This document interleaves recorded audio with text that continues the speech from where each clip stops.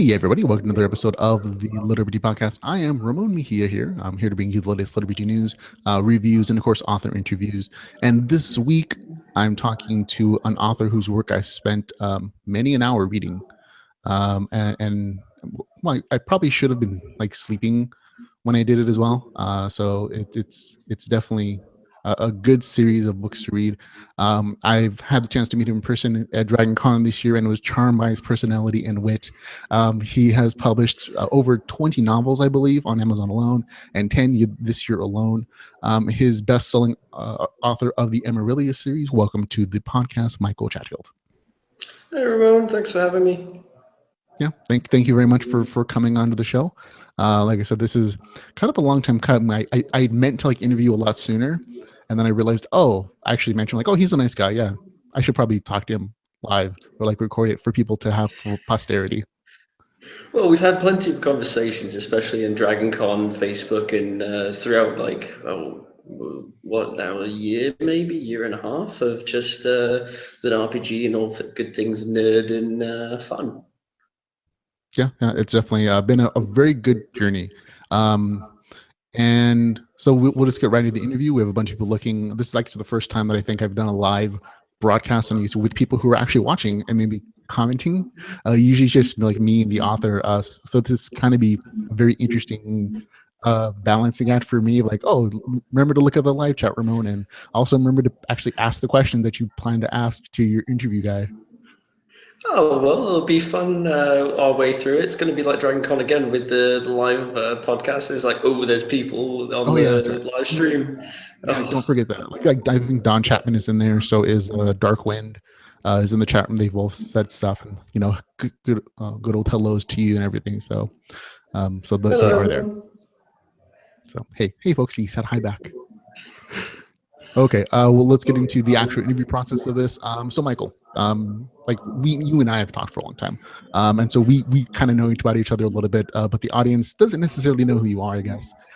So that's part of what this is. So can you tell them, assuming they don't know who you are already, a little bit about yourself? So oddly enough, I'm a Brit that lives in Canada. That writes mainly science fiction, fantasy, with as many game elements as I can put in. As I'm not playing video games at the same time as I'm reading, now I've kind of figured out a niche where I can do that, which is pretty awesome. Yeah, that's pretty much all to me. Okay, perfect. I like that aspect of it. So thank you very much for that information. We're specifically talking about your series Emerilia, which is the LitRPG series that you've written over the last year or so. You have 10 books out currently as of this particular date that we're recording on November the 1st. You have an 11th book coming out later on this month. And did you want to mention anything about that book in particular, or are you keeping that as a surprise? I'm keeping that as much as a surprise as possible. Okay. I think it's just going to be a lot of fun, that one. Yeah. Okay, perfect. Then we won't mention it. Anything else about like spoilers about it necessarily? We'll probably ask some questions about like maybe some hypotheses about what's going to happen from the audience if they happen to do that, and that's probably okay. But I think we both you told me a secret, and I haven't told anybody, and I guess we'll keep it a secret until the book actually comes out. So yeah. Well, there is one secret, and people have been asking me about it. Is this going to be the last book? The one that's coming out in December. And I have to say it is going to be the last book of the Emerilia series. That said, I think people are going to hopefully, I can't say anything to this effect, but I hope people really enjoy the ending. I've been working towards it for a long time, and I had to take a few days off of writing afterwards because I just needed time to say my goodbyes to the Emerilia cast, because it was just it was something else, really. Yeah. So yeah. I definitely I kind of feel like that's what you're right now. You're traveling around the world, and I kind of sense like that's what part of this was, like a way to step away from essentially that world, and kind of refresh your mind a little bit and maybe work in some other projects at the same time. Because really just like ending an entire series after you devoted the last year, and probably just about every day of your life in that year to writing in some respect in that world and living with those characters, finally ending it is kind of like getting a divorce in a way, or having a breakup in a relationship. And so going on a nice walkabout is kind of a nice way to deal with it, I think. Yeah, no, it's definitely like there's still be times like right now I'm just having this conversation. I'm thinking of like the characters and stuff and all the shenanigans that they get up to, and it's just yeah, they really do get in your head. Especially Steve. I can't understand Steve. Oh God. You Well, yeah, meet one AI in a metal suit and you don't know what the hell he's gonna do next. Oh God. Yeah. yeah, I did notice that in book 10, the other character starting finding some way to cope with his personality by banging on his metal head. At least I'm like, oh, that makes sense. Yeah, why didn't somebody figure that out sooner? You're absolutely correct. Yeah. Yeah, like he has a lot of interesting qualities. Like I don't know, maybe using a battle axe as a golf club, or maybe throwing locks and Gurren kind of as if they're like human rugby balls. But it's the same difference, right? Yeah, Oh, yep, definitely the case. Now, okay, now we're getting a little into the novel already. For people who haven't ever read Emerilia, what would be your elevator pitch to them? What are the great things about the series? Why should they pick up your series? so basically, what I say about Emerilia is basically if you took the Matrix, mixed it with video games and uh, fantasy, epic fantasy. It's really on a. It started off quite small, but it got large and massive. But the thing was like it was never about making these grand scenes and all of that. It was really just seeing the progression of these characters and me kind of being an arse and throwing them into terrible, terrible, terrible situations, and just seeing how they went. And it really is a character-driven book from beginning to end. Like it's events are happening around them, but it's really their adventure. It's really party zero, and just seeing everything they go through because it's one hell of a ride. No, I definitely agree. That is definitely has been quite a rise, especially when you think about where it started out at. It started out very differently than it's ending at this point, and I'm like, there has definitely been a shift from basically like the little RPG genre more and more as the series goes on towards like space opera and like general sci-fi. And I'm totally cool with it. I love the series, but I'm at the same that you have to recognize that as this series has progressed, it's going to change. It's a living, growing thing, and sometimes some things get left out, and sometimes things kind of morph into other things. Um, and so, like the series has definitely changed over the course of 11 books. But why wouldn't? I mean, that's like what is that? A million words at this point, I think, that you've written in the entire series, like probably well over a million words. Oh yeah, like it's one of the things where, especially when it's a character-driven book, you're gonna see so much change coming along. Like Steve wasn't supposed to be a character, and then I lost a bet, and then Steve became a thing, and I've never looked back on it. He's been great fun to work with. So has all the characters. We've got serious characters, we've got funny characters, and then we've got dry characters, and then we've got completely bonkers characters. But it does definitely change the flow of the story. And I've been a bit fearful, really, from going to the fantasy to basically science fiction, but it's fantasy-based science fiction, which is about as complicated as it can get. But at least we get powered armor. Yeah, no, it is. And like I said, I enjoy the series. I've enjoyed where it's going, and I'm like, I'm gonna be sad to read the last book 11, and hopefully it's not like the last book for forever ever. Like maybe you'll pick it up after. I know you started a new series. I think that's supposed to be coming out sometime in the future. I just saw like the post on Facebook about it. And that is definitely just like sci-fi stuff, I believe, right? I made a promise. So before Emerilia, I was working on a series called Harmony War, and I made a promise to the readers that November of this year, I'm going to have a book out for them that has those characters included with it. So that'll be out in November. But I do have plans to have another LitRPG series out in the coming new year. Oh, perfect. Do you want to give any information about that, or that's more top secret stuff? Right now it's top secret. It's really just playing around with ideas. This is no like I haven't really got into the depth of it yet, so I've got to see where it goes and if it goes in the way I want it to, or if it just completely overrides everything and goes sideways. So yeah, we'll Okay. see Yeah, how no, fun. I keep forgetting. Like when you say it's going to come out in a month or two, it's like, oh, you might not have written it already because you write so quickly. When I talk to other authors, even myself, when they go, oh, it's coming out next month, that means I've been working on this novel for like half a year probably. And it's not the same with you. Like you can literally spit out a novel like in a month, get it edited and polished, and on Amazon. And I kind of forgot that. No, it's well, sometimes it's that way. So like sometimes it can be like I'll be done in a month. Sometimes it'll be like, oh, I'm like getting really close to the end, and I'll throw it to my editor, and then she'll get through it all. But it's yeah, no. Sometimes it works out well, but it's basically as many word sprints as possible to try and hit my daily word goals. To try and possibly stay in time scale for things. But then if you have a cold or something, or if you're off for a couple of days, then yeah, time scales kind of change a bit, unfortunately. No, and like so you're pretty. I don't. I think people are okay. Like if you don't write 100,000 words a month, or whatever the case is. If you're going down to like 90 or 80, I think they're probably satisfied still. We have a couple comments in the chat room. And Don Chapman says no one wants the last book, but they're usually epic.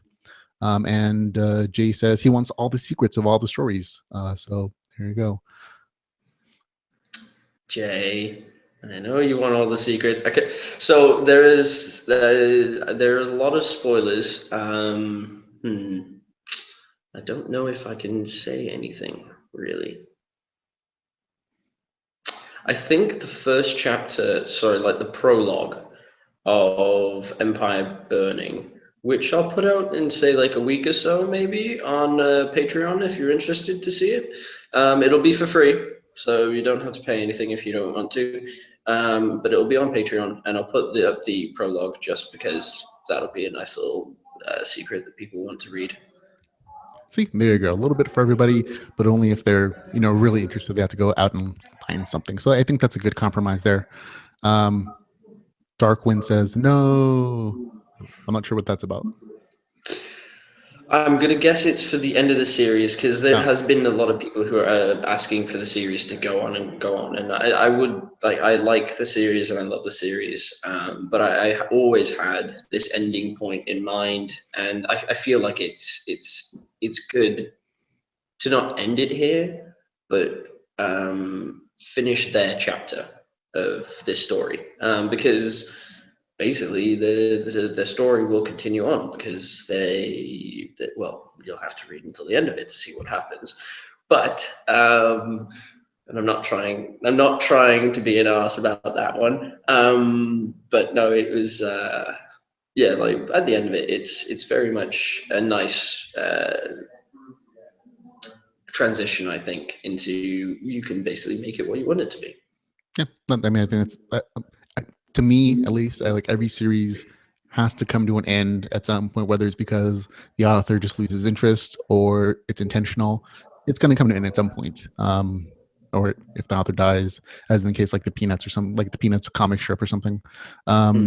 So it's always going to come to an end. It's whether or not I prefer an intentional ending as opposed to just like a series getting canceled or something. You know what I mean? Because at least there's that finality of like, oh, this is the end of the arc. There is some resolution there. Otherwise, it's just you get that Firefly situation where everybody wants to continue forever because they never had the chance to like actually feel like there was a conclusion. Damn Firefly. And Don Chapman actually agrees. She says all good things must come to an end. I think you're doing the right thing. So there you go. Some people agree. Yeah, like I think when people come to the end, of course, there's going to be varying opinions, but I think for the most part, it might be one of those things where you have to take a few days afterwards, just because it kind of leaves you thinking a bit. So yeah. That's okay. We all need time to process our loss of a series that we've come to enjoy every month. Okay, now Yep. you mentioned that you have another series. I think you mentioned it, right? Can you tell me a little bit about that, just in case people are interested in that particular sci-fi series? So it's basically military science fiction, hardcore military science fiction.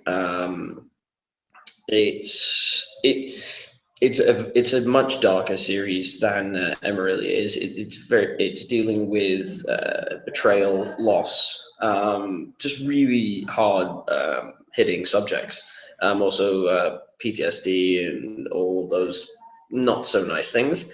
But it makes it for a very gripping story because it's following these main characters who are going through such loss and tribulation that you really feel so connected to them because they're like, oh, they're going through this and they're taking on this weight because they're basically protecting one another or trying to uphold something that they think is better than themselves, which is it's very noble, but it's also quite sad. But it's a very lively bunch of characters. So if anyone has read Emerilia, they will of course know Steve, and it's basically the entire cast is very very much like Steve.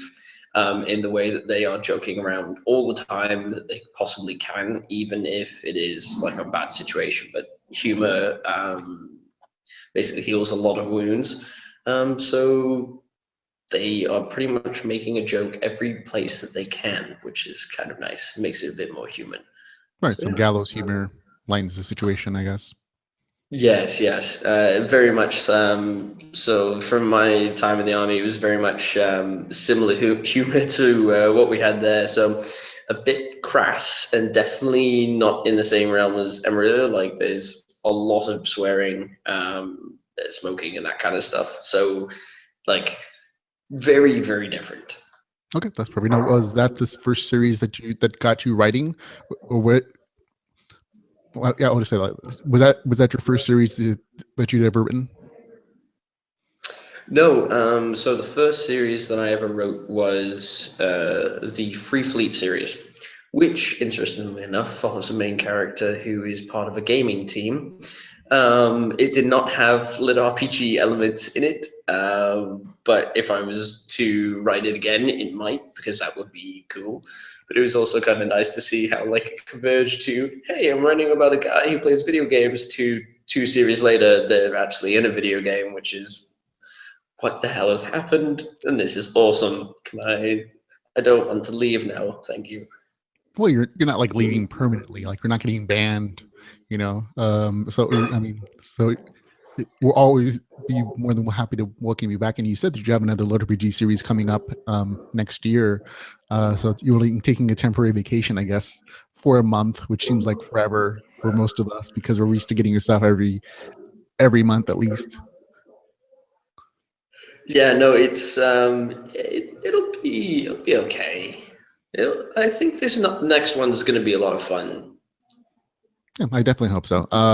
Chat room and Darkwind says a bet with who? So who'd you bet with for? I'm assuming Steve's character to come in. Like how'd that come about? Um, Like, so like if you can say if it's going to embarrass somebody, you don't have to talk about the bet, I guess. no, it doesn't embarrass anyone. It basically a chicken wing eating contest with my friend from the army and a good buddy right now, whose name is Steve.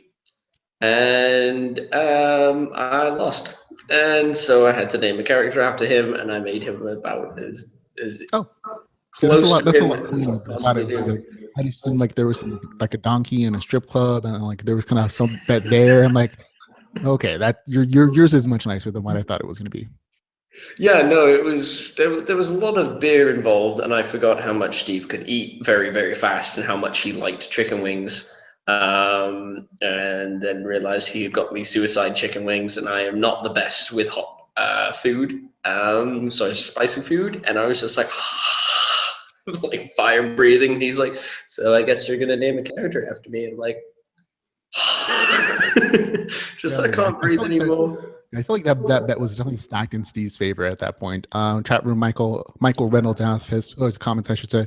Somehow I think that all good things start with chicken wing eating contest, and now he's hungry. So Michael definitely agrees with you. Sounds good to me. Yeah, you can't go wrong with chicken rings, really.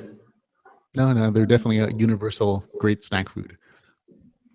Okay, on to a few questions about your some of the minutia of the Emerilia series. Your main character is Dave. Can you tell us about Dave? What makes him so special? And why an entire 11-book series is crafted around him? So Dave is basically when you start off, Dave is an engineer. Basically, he's built up this massive company and they mine asteroids. They're called the Rock Breakers Corporation. Basically, he had just such huge success that he became like a trillionaire. Just an obscene amount of money. He's the most rich man on earth and all this kind of stuff. But because of money, it's made him distant from everyone else. The people that were working on the team with him, except for one of his friends, basically all turned upon one another because money became their go-to and all that. So he loves video games and he loves building things, but now he's become like this public-facing person. He's no longer dealing with technology. He's no longer trying to get to Mars and all that kind of stuff because it's just not possible for him anymore. So he basically buys a VR game and all that kind of stuff, and he goes in there and he's like, you know what, I just want to make something. So he goes out into the boonies and he just starts building something for himself. But it's very much if you took an engineer, you gave him magical systems, maybe a smithy, maybe some enchanting, and then you just saw what he would do with them. And throw in a heavy dose of video game lore and just random ideas from classic fantasy, science fiction, whatever kind of video games, TV, and see what he can come up with. And it was just basically his progression through things and the thought process that he went through to not only craft something according to the rules, but to step outside those rules, break them down into an elementary basis, and then build it up in just a massive way. He basically broke everything in a fantasy world, and then was just like, oh, you know what? I'm gonna engineer the fuck out of this, and then just built everything around it. And it was so cool just to see what the hell he came up with and what he'd do, really. Yeah, no, definitely. Dave is definitely he as somebody with like an engineering background and who's a big fan of crafting and stuff personally, I loved Dave's methodology of like breaking down the basics, repurposing it, finding how everything works together, because it wasn't just like, oh, I'm learning some magic words and waving my hand or like using the game system necessarily. It was, okay, how do these things work together? And he created a system later on in the series of magical coding that kind of formalizes those kinds of thought process and makes it more manageable for people who have logic-based science systems, and kind of bringing that into Emerilia, the scientific method, and a bunch of things from the Earth portion of that into Emerilia. And so I really did enjoy that a lot. My question to you is, do you have a background in engineering or coding or anything like that you drew upon, or is it just like things you researched? I have a lot of friends that are in engineering and that kind of thing. It's been science-based jobs. So basically, whenever you have a conversation that turns into an argument of, okay, so which one's right? It always turns into Google eventually. I don't know why we don't go to Google more often before we have this entire, no, it's this, no, it's that. But I love those conversations because it's like, it basically goes through the entire thought process of someone. You get to see how they would think about it. So that was how I had built it up, basically into that. But it was also, I think it was just an organizational thing, because when you're trying to organize something, you want to break it down into the smallest components possible, and then you sort it out and send it to someone. And that way it could just be reassembled, built into what you want it to be. Yeah, my brain really works on spatial awareness. So it was like, for me, it was just like, just nerdgasms all over the place seeing Dave at work, and I'm like, yes, this is awesome. And I always think it's funny that even from you, like you're referencing the characters like they're alternate people, and like you're watching them work and you're watching them have a conversation. Like you've spoken of Steve several times, like, oh, it was really great to work with Steve. Not, it was nice to write his dialogue or his action scenes. It's like they're living, breathing characters in your mind that have their own personalities. And I totally get that as an author too. I'm like, yeah, I very much feel the same way, but I can't force these people to do things in my stories. They kind of inform me of what they would do in certain situations. Yeah, no, it's exactly true. It's like, the thing is, like, when you're writing, it's not you writing. Usually, I'm not even realizing I'm looking at keys. I'm just like seeing in my head what these idiots are up to. So it's cool for me because you get to see basically their progression. It's like you're part of the book and all that kind of stuff, which is a lot of fun. Does that happen for you too when you're writing? uh Writing's like super hard for me. Like it always has been in my entire life. Like just sitting down and like getting the keyboard going is probably the hardest part. Like that'll take me sometimes like an hour just to not get distracted by Facebook and the internet and stuff, and like actually get into the writing part. But once I'm there, yeah, that kind of, I find myself like, oh, several thousand words later, like, oh, I hadn't realized I'd written that much, especially when it's a combat scene and you can literally picture it in your mind, the blows that are being tossed around or the scenes that are happening in the dialogue. I've hit that a few times, but it's much more challenging, I think, for me, just personally, just because I know I was never trained in writing in any way, shape, or form. So it's writing is hard for me. So, but I can kind of see what you mean. Yeah, like it's one of those things where I was the same way with my first series. It was just trying to get there, but then afterwards, the weird thing is when writing becomes a drug, because writing just becomes so much fun, because instead of reading, now you get to write and see all this crazy stuff happen, and you're like, okay, so this is going to be interesting. I really hope that the readers like this. I'm going to run away very quickly now, kind of situation. But yeah, it's so much fun. Perfect, perfect. Yeah, and Dawn Chapman, who's an author herself, says in the chat room there are no keys. Some maybe that's like a matrix style inference of writing and the keys not being there. Just shouting angrily at computers, why are you not working? And then just staring at your hands, just like, what are these things? Why can't you just read my mind yet and just put words on a page? I generally thought about that's where the future would be going, like this mind reading technology, because you see those like Nico ears that like work off your brain waves and they like move depending on like what you're thinking at the moment. And I always thought that's like the next progression. Like we've done keyboard, we've done voice to text speech recognition, like Dragon software, and we have Siri now. So why not just direct brain transfer? Like I think that would be really good. I mean, you have to, of course, like train your brain, but I think it would be like the next step of like interfacing with computers at some point.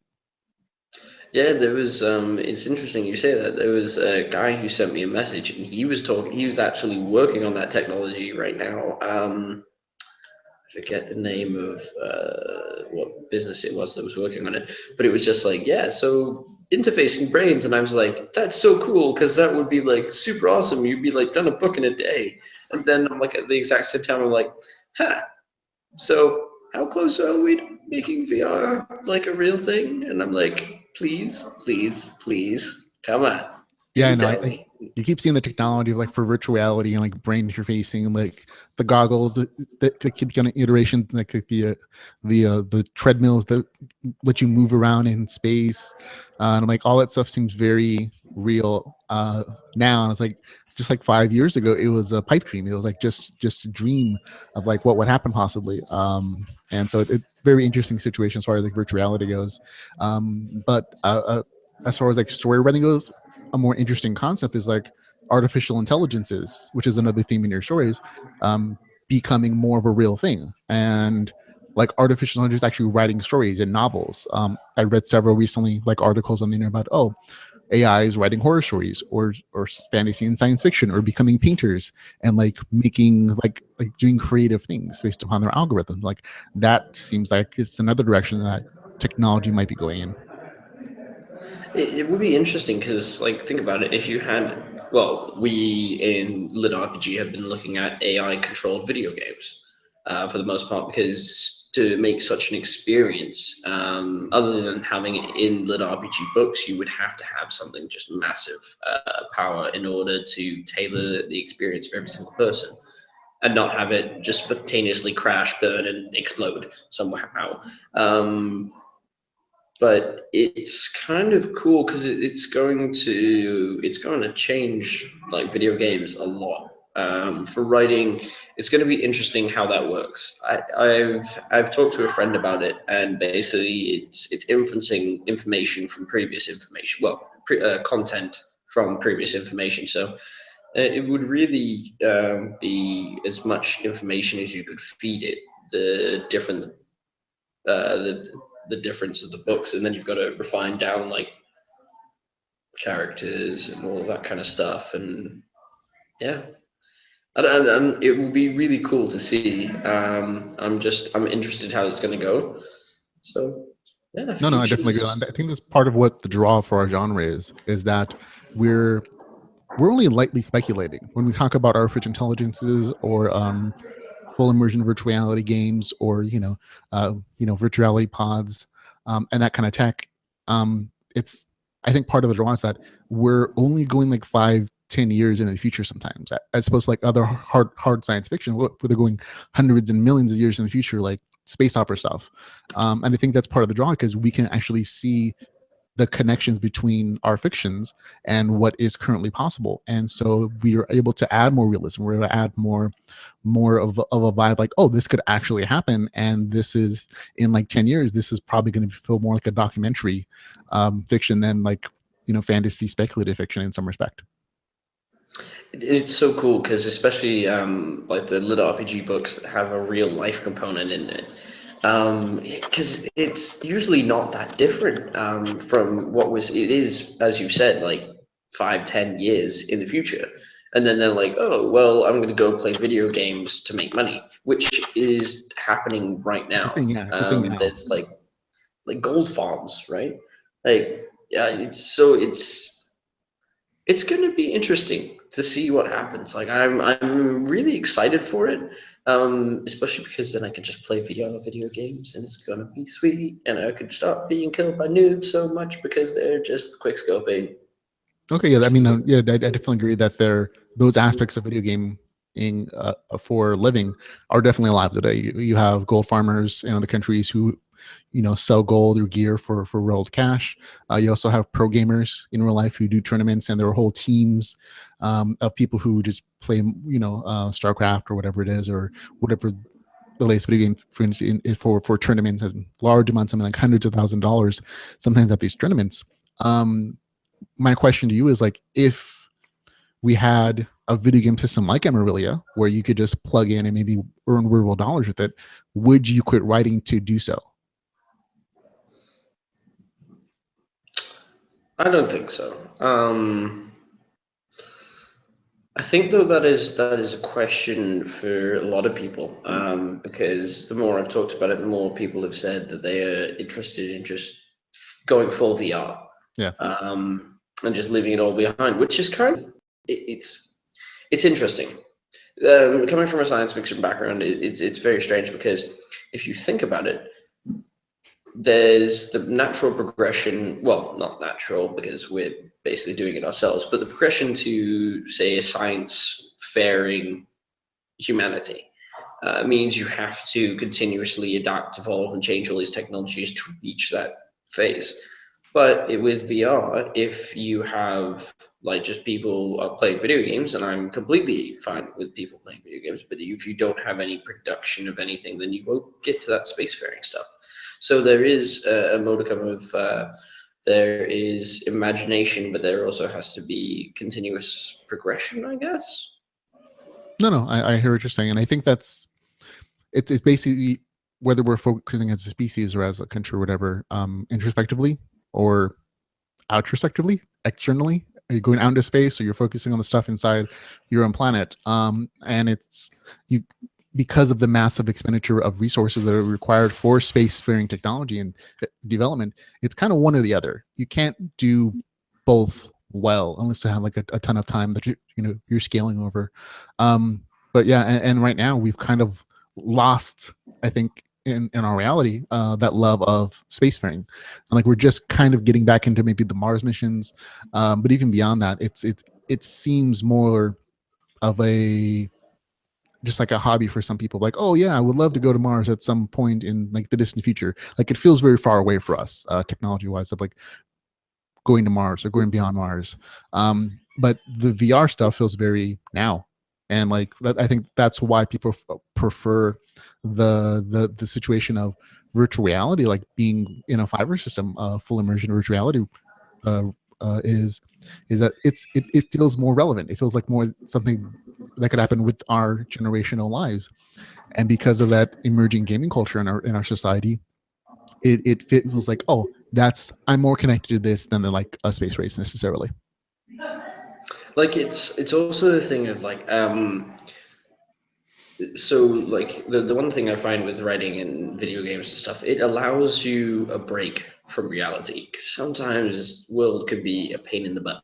Yeah. And you just need like there's nothing better than you come home or from work or whatever, and you just like, you know what, and you just open up a book and you just start reading, right? And you're going through and you're reading on your Kindle, and just like the world's a lot nicer. It's just you get that bit of escapism, right? But it's like a thing like Star Trek, like Star Trek is awesome and all of this, and it inspired so many people to be like, you know what, we're gonna do something like that, Mhm. and that is the like one of the craziest things possible, but it's actually super awesome as well at the same time. No, I definitely agree that I love Star Trek. I do. I just have a hard time personally just seeing humanity coming together at some point, to go to that level. I've always thought the Star Wars, oddly enough, was more realistic as far as like social customs and like people not actually liking each other, being more than willing to murder an entire species because of whatever. And but I would love a Star Trek life as well. I mean, hypothetically, like if I had to choose between the two, Star Trek is definitely more peaceful. That's the dream. But the older I get, the more unlikely I am. Unfortunately, that dream seems. Yeah, it's I'm not cynical or jaded, but it's the way it goes. But No, yeah, you no. know, Like I said, I hope it is. I don't think of myself being cynical. Jade is like it just seems so far away. And like I wish I could just get there now. You know what I mean? And yeah. well, it's what you said with VR. It's so tangible. It's right Yeah. there, and it's pretty kick ass. It's Yeah. not lie.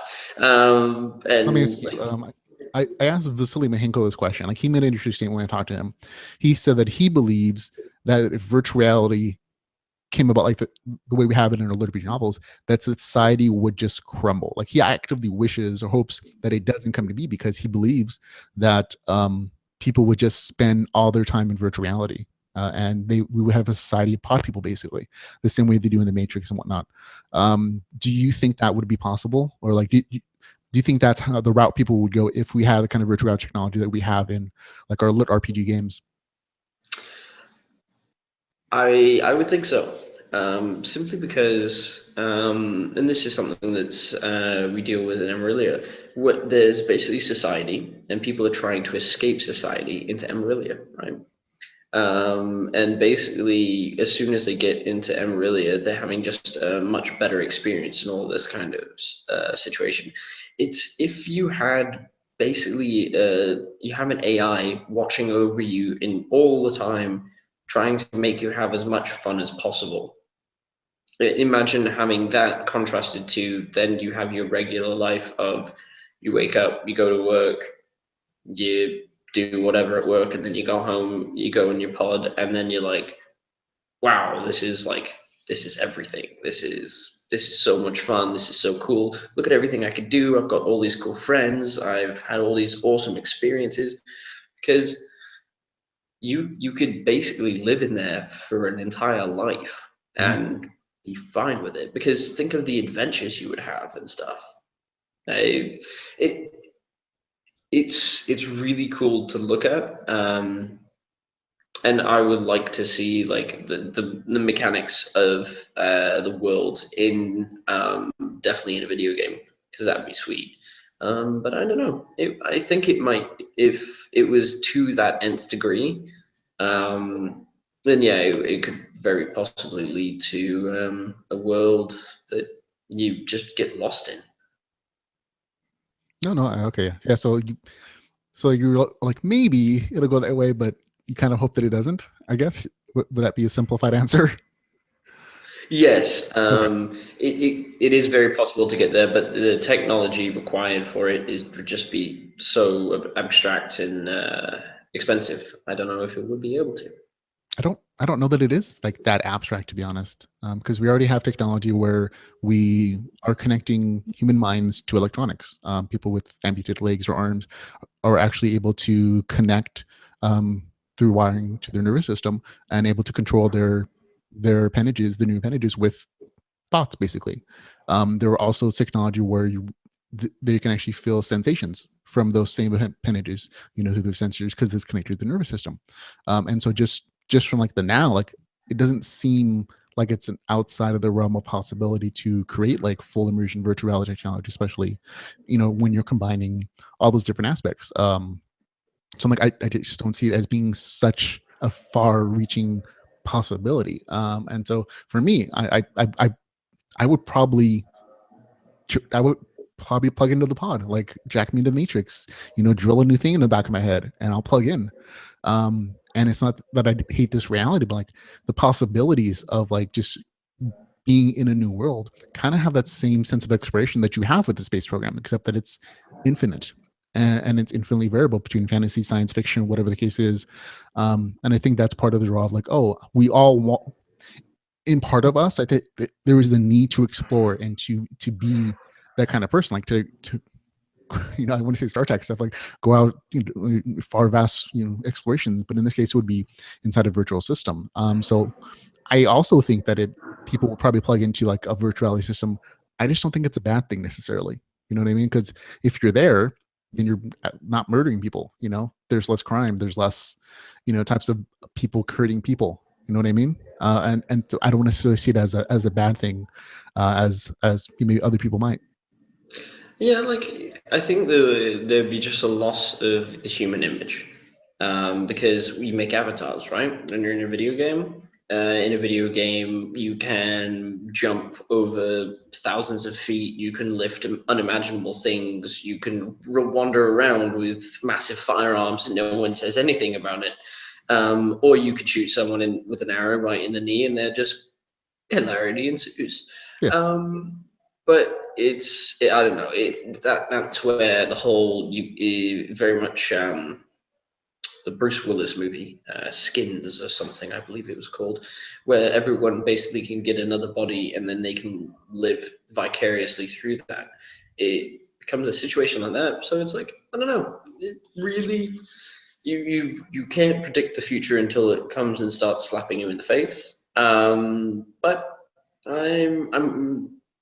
I'm excited, especially because if I get a VR pod, I'm going to be in that quite a bit of the time, and especially if I can start downloading like what's in my head down to a book, might be like a book every day. That'd be sweet. That would. Oh yeah, definitely. Like if you have time compression in there as well. Like, yeah, we can all write books a day for we're living at like 3x, or 30x time speed. You know what I mean? So yeah, I think you are correct. But also for creativity, especially once people start getting good tools to create their own situations and worlds. I mean, just you think of what happens with Minecraft. Like, that's a simple tool set.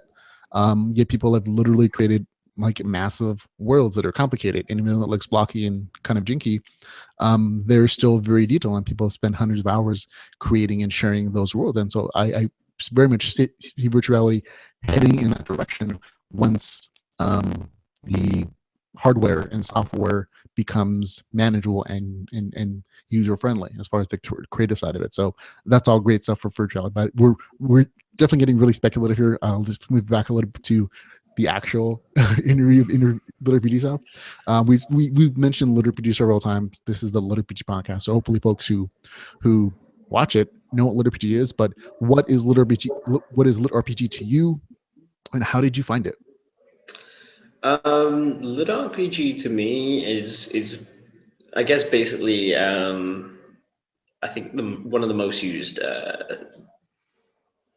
guidelines. I'm doing this stuff with my hands.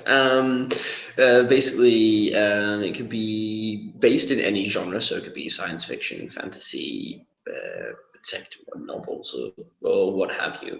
But it's going from that, and it has game elements. Not only game elements, it has a numerical value system for leveling up or skill progression or something of the kind. So there's an actual visualization of those game mechanics. So that's basically what I would term lit RPG as. So the way I got into it was I had just finished the Harmony War series, and it's a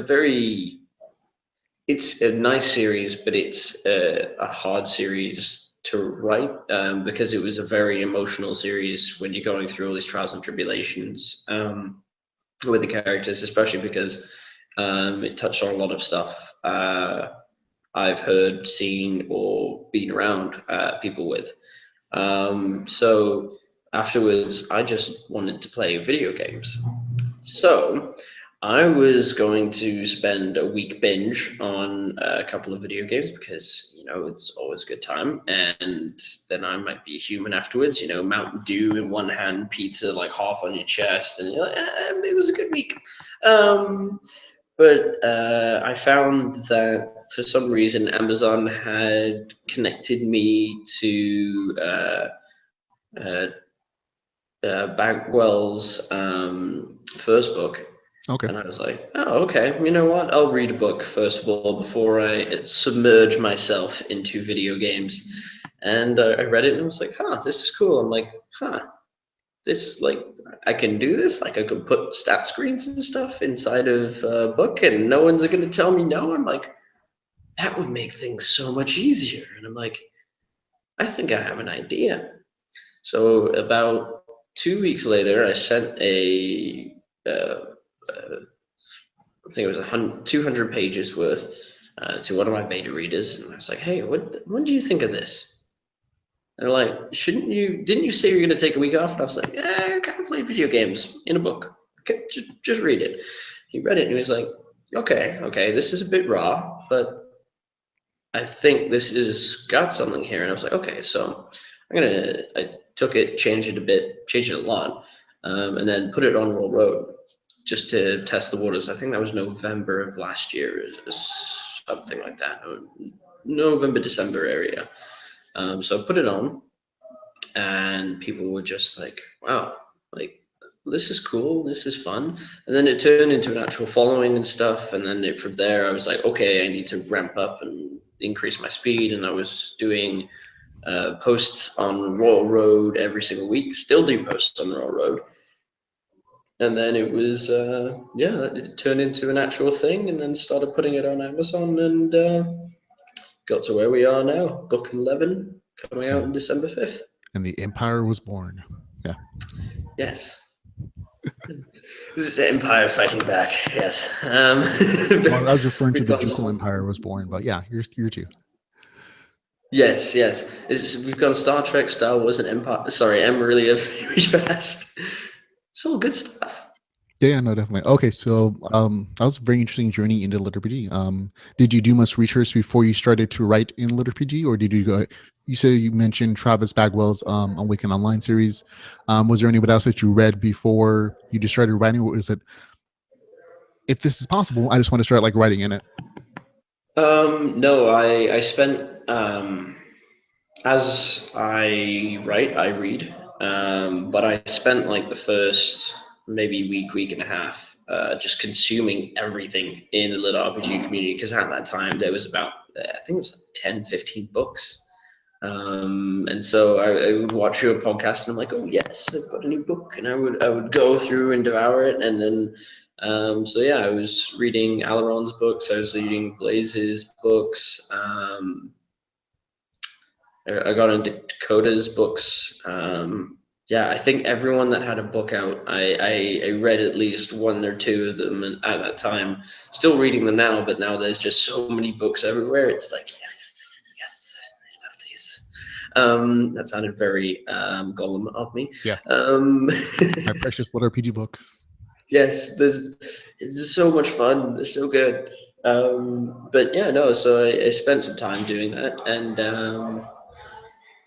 I did that, and it turned into, that was my research, I guess, which is, I guess, the best kind of research, because I also got to read just a lot of LitRPG books.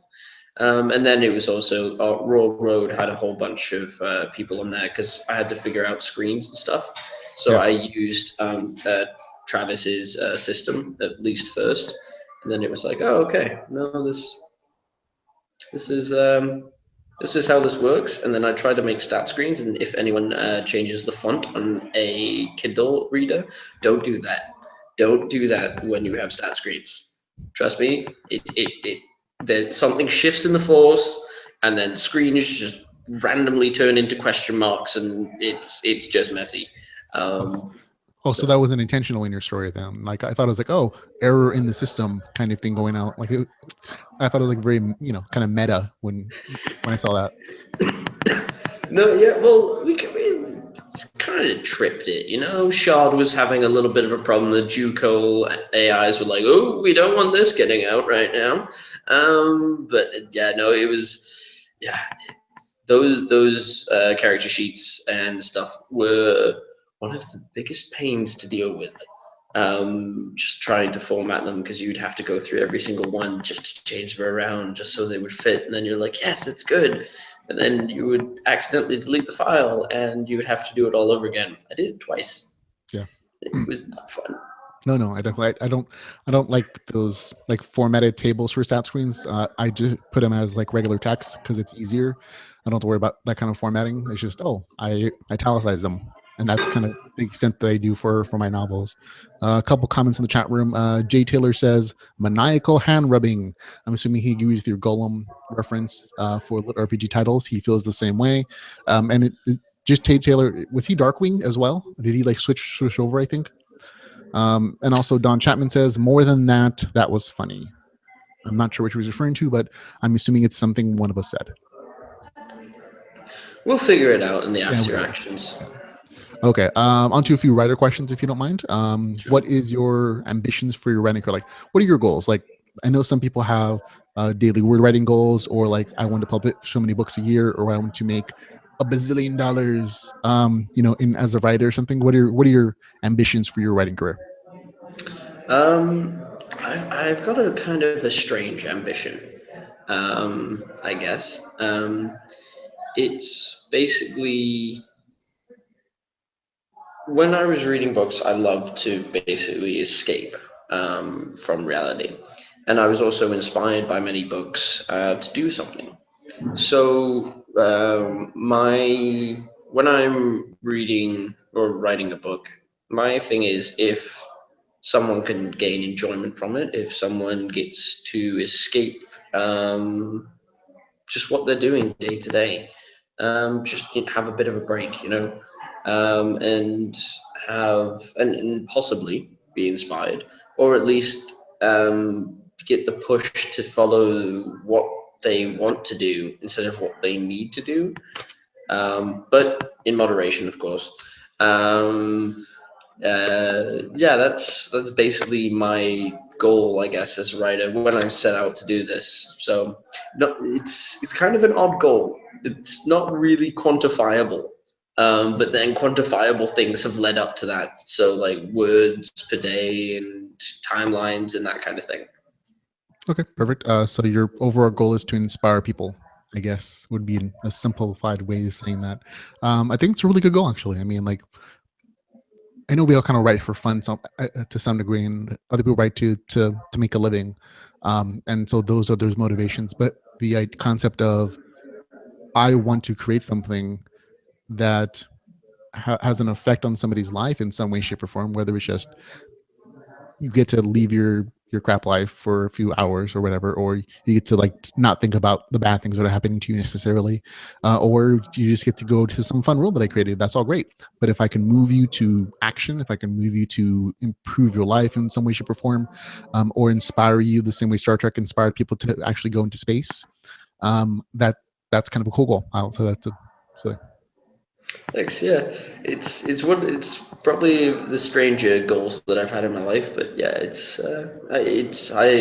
I've had an email here and there, and it's from people saying like, oh, you like I was having a bad day and I read your book and it was now like not such a bad day, and I was like, that for me is my biggest win possible to get. So it always puts a smile on my face when you're reading through the reviews and the comments and stuff, and you're like, yeah, oh, like it's awesome that you had a good day while you read this. So yeah. Yeah, no, absolutely great. I've had a few comments myself on like the Facebook page for the author. It's like one was like, my husband is in the military, he's on deployment, and your books just help him to get through it. So thank you very much. I'm looking forward to sending him the newest one when it comes out, etc. Like that in itself is like, oh, it's right. We sometimes forget that there are actual real people with real lives who read our stuff. Because from the author's standpoint, it's like, I'm just in my own little world, creating worlds and telling stories. But for other people, it really is kind of a lifeline occasionally to like just get out of the world. It's the same way we think of virtual reality.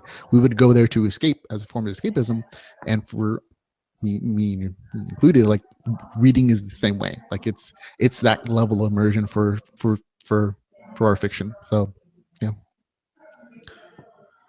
Okay, let's see. Next question. When did you decide to become a writer?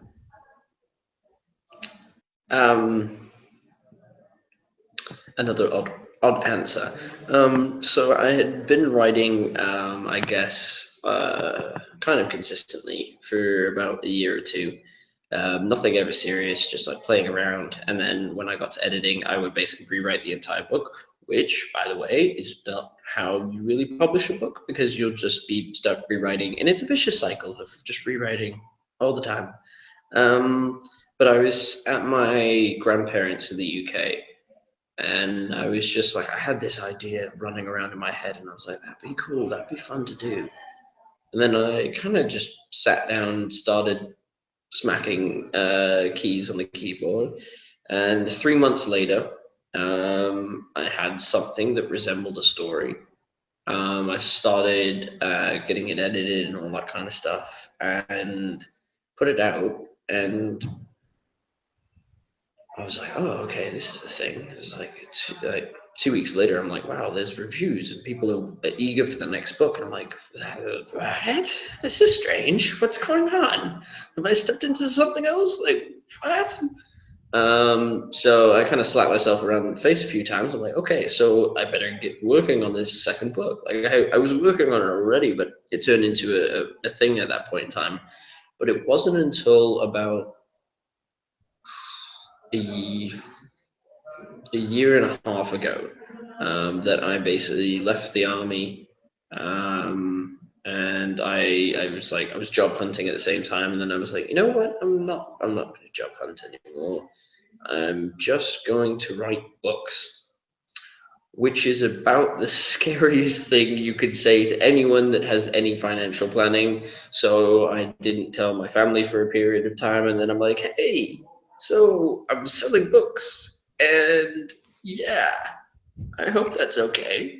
Now, when you said you told them you were selling books, did they think like going door to door with encyclopedias or something? And yeah, they were like, okay, we've got this like weird guy that basically lives in the basement and then hawks books on the internet. Like, what's he doing really? Like, what's going on down there? And I'm like, yeah, no, I sell them electronically, and they're like, yeah, sure you do. But it was, yeah, I guess it was more of a progression than anything. There was no, like, there was a period of time where I was like, I'm going to write and I'm going to write this book to have it published. But then it just kind of like fell into place, and I was like, okay, so this is now my job. And then I'm like, this is an awesome job.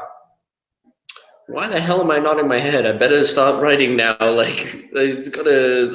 Every next book is always the biggest thing, right? It's really is a process, but it's well, it's the most amount of fun I've had in ever, really.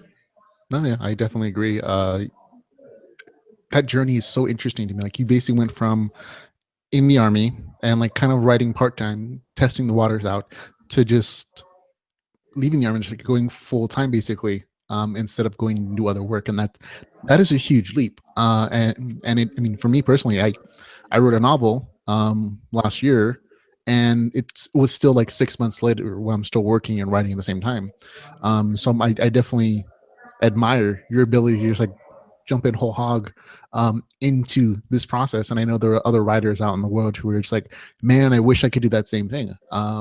What was it for you that was just allowed you to say, I'm going to do this. I'm going to become a full-time writer. I'm going to do this for a living, instead of what a lot of us do is just like, oh, we have a stable job and we'll stick to that, and we just like lose all our sleep time writing or something. And so what in your mind was the moment that said, I'm making this leap?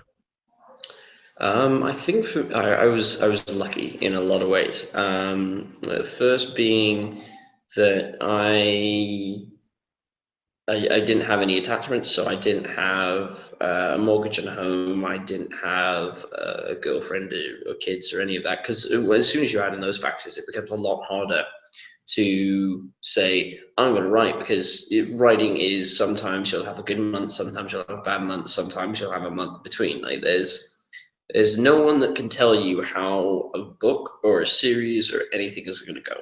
You hope it does well, but if it doesn't, it doesn't, and that's, you just continue on. As long as you had fun with it, that's good.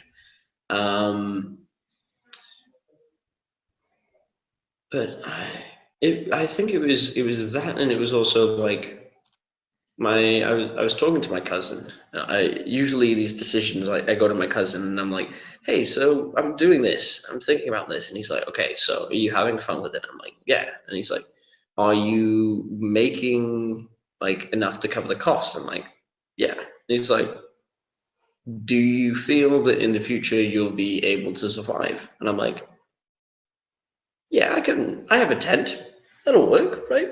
And he was like, yeah, so because he owns a business of his own, and he's like, there's a lot of risk when you do this. And I was like, yeah, okay. I went through it all, and I was like, you know what? I'm gonna have to give it a shot, because if even if I lost everything, I could pick it all back up again and then continue on in some other way.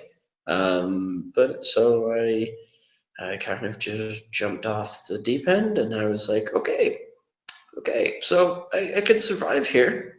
But I learned a lot of things, like keeping a writing schedule, being like not lying to yourself about stuff. So like when you're looking at Facebook, get off of Facebook, and like, or like when you're like, oh, this is a cool YouTube video, and then you're like 3 YouTube videos deep, and you're like, okay, I need to go start writing and stuff. But it tips and tricks really, and it becomes so much more alive as soon as you remove the safety net, because you're like, if I fail, I fail. That's it. So yeah. Okay, cool. I that's a very interesting situation. I think you're right then, that you had a very good, unique situation where you don't have a dependence and a mortgage, and then it definitely led into it.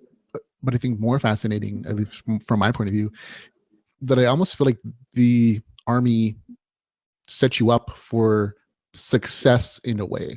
One, by basically showing you that you don't need a super lot to live on. Like you don't need the house. You don't need like the a mansion to live. You don't need, maids or anything. And so you kind of had a lower expectation of what standards you can get by on and still do what you want to do.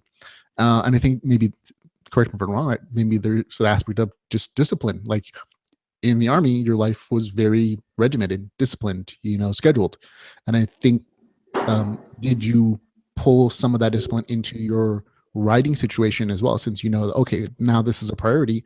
I Did you draw inspiration from that, I guess, is the question?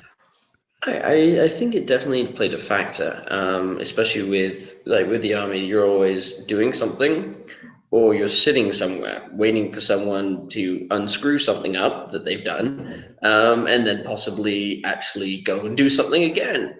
So there was always constantly doing some activity or another. And I think it was also a factor. As soon as I was out of it, I was like, oh, I'm not doing all these physical things. I have all this energy. And I'm like, hey, I can actually sleep like a regular human person. This is strange. This is very strange. But it was like, oh well, I know my buddies, they're doing all this kind of stuff and they're having like a hellish time. I'm like, well, I'm not. I'm gonna push this and I'm gonna see what my limits are with this, because with the army you would always test what's your limits, and then with this you just test what your limits are. And sometimes your limits are really not what you're expecting, but it's good to know where that is, because as soon as you find that out, then you can just start adapting everything around it to meet those expectations and those targets that you can set by hitting your limits. Okay, so like so, this great information. I know people who watch this are going to be super jazzed to see that point of view, because a lot of the audience questions later on are geared towards how the hell does Michael Chatfield write a novel a month? How does he do the rough draft and get it polished within that time frame? So we're going to hit on some of those questions right now. You talked about your limits and finding your limits as a writer. What are your limits? Okay, so you'll find your limits, but they're always changing. Basically, what I do is the one limitation I found is I try to do 6,000 words a day. But then the thing is, the stipulation is not on weekends, because if you do it for too long, you just burn yourself out. So I do like 3,000 a day on weekends. But then there's also the thing of holding yourself responsible for that. But then another limit is I'm really bad at self-editing. And so what I have to do is I have to remove myself from the entire process. And that's why I have a large team of proofers, beta readers, and all this kind of stuff. Because what they'll do is they'll go and they say, hey, Mike Chatfield, you gotta mess this up. And I'm like, yep, yes, I have. And I'm going to go fix that right now, which has been one of the greatest things with Raw Road and Patreon, with people that are just saying, hey, you've got this problem here. Do you want to fix it? I'm like, yeah, okay. I'm going to jump right into that, fix it right through. I've got an awesome proofing team that goes through it because they just want to read the book like a couple chapters ahead of everyone else. Right. And so they'll go through and they'll do that. And then it's like constantly editor after editor and checking and stuff. But it was well, the one limitation I did found was with the ninth book, I had a mess up where I was trying to do too many things at once, and so I combined two edited versions because I wanted to save time. This is going to sound really dumb. So I wanted to save time and I wanted to bring the best of these edited works together, because I was like, oh, the release date was on like the 10th of October or so. So I just was like, oh, gonna squeeze that in right there. And it didn't go that well. Basically, what I didn't realize when Word sticks things together, it's not very exact in the slightest, especially with large documents. So it was like afterwards, I was looking at it and I was just like hitting myself in the head, and I was just like, why did you do this? It would have been better if I would have gone with just one or the other.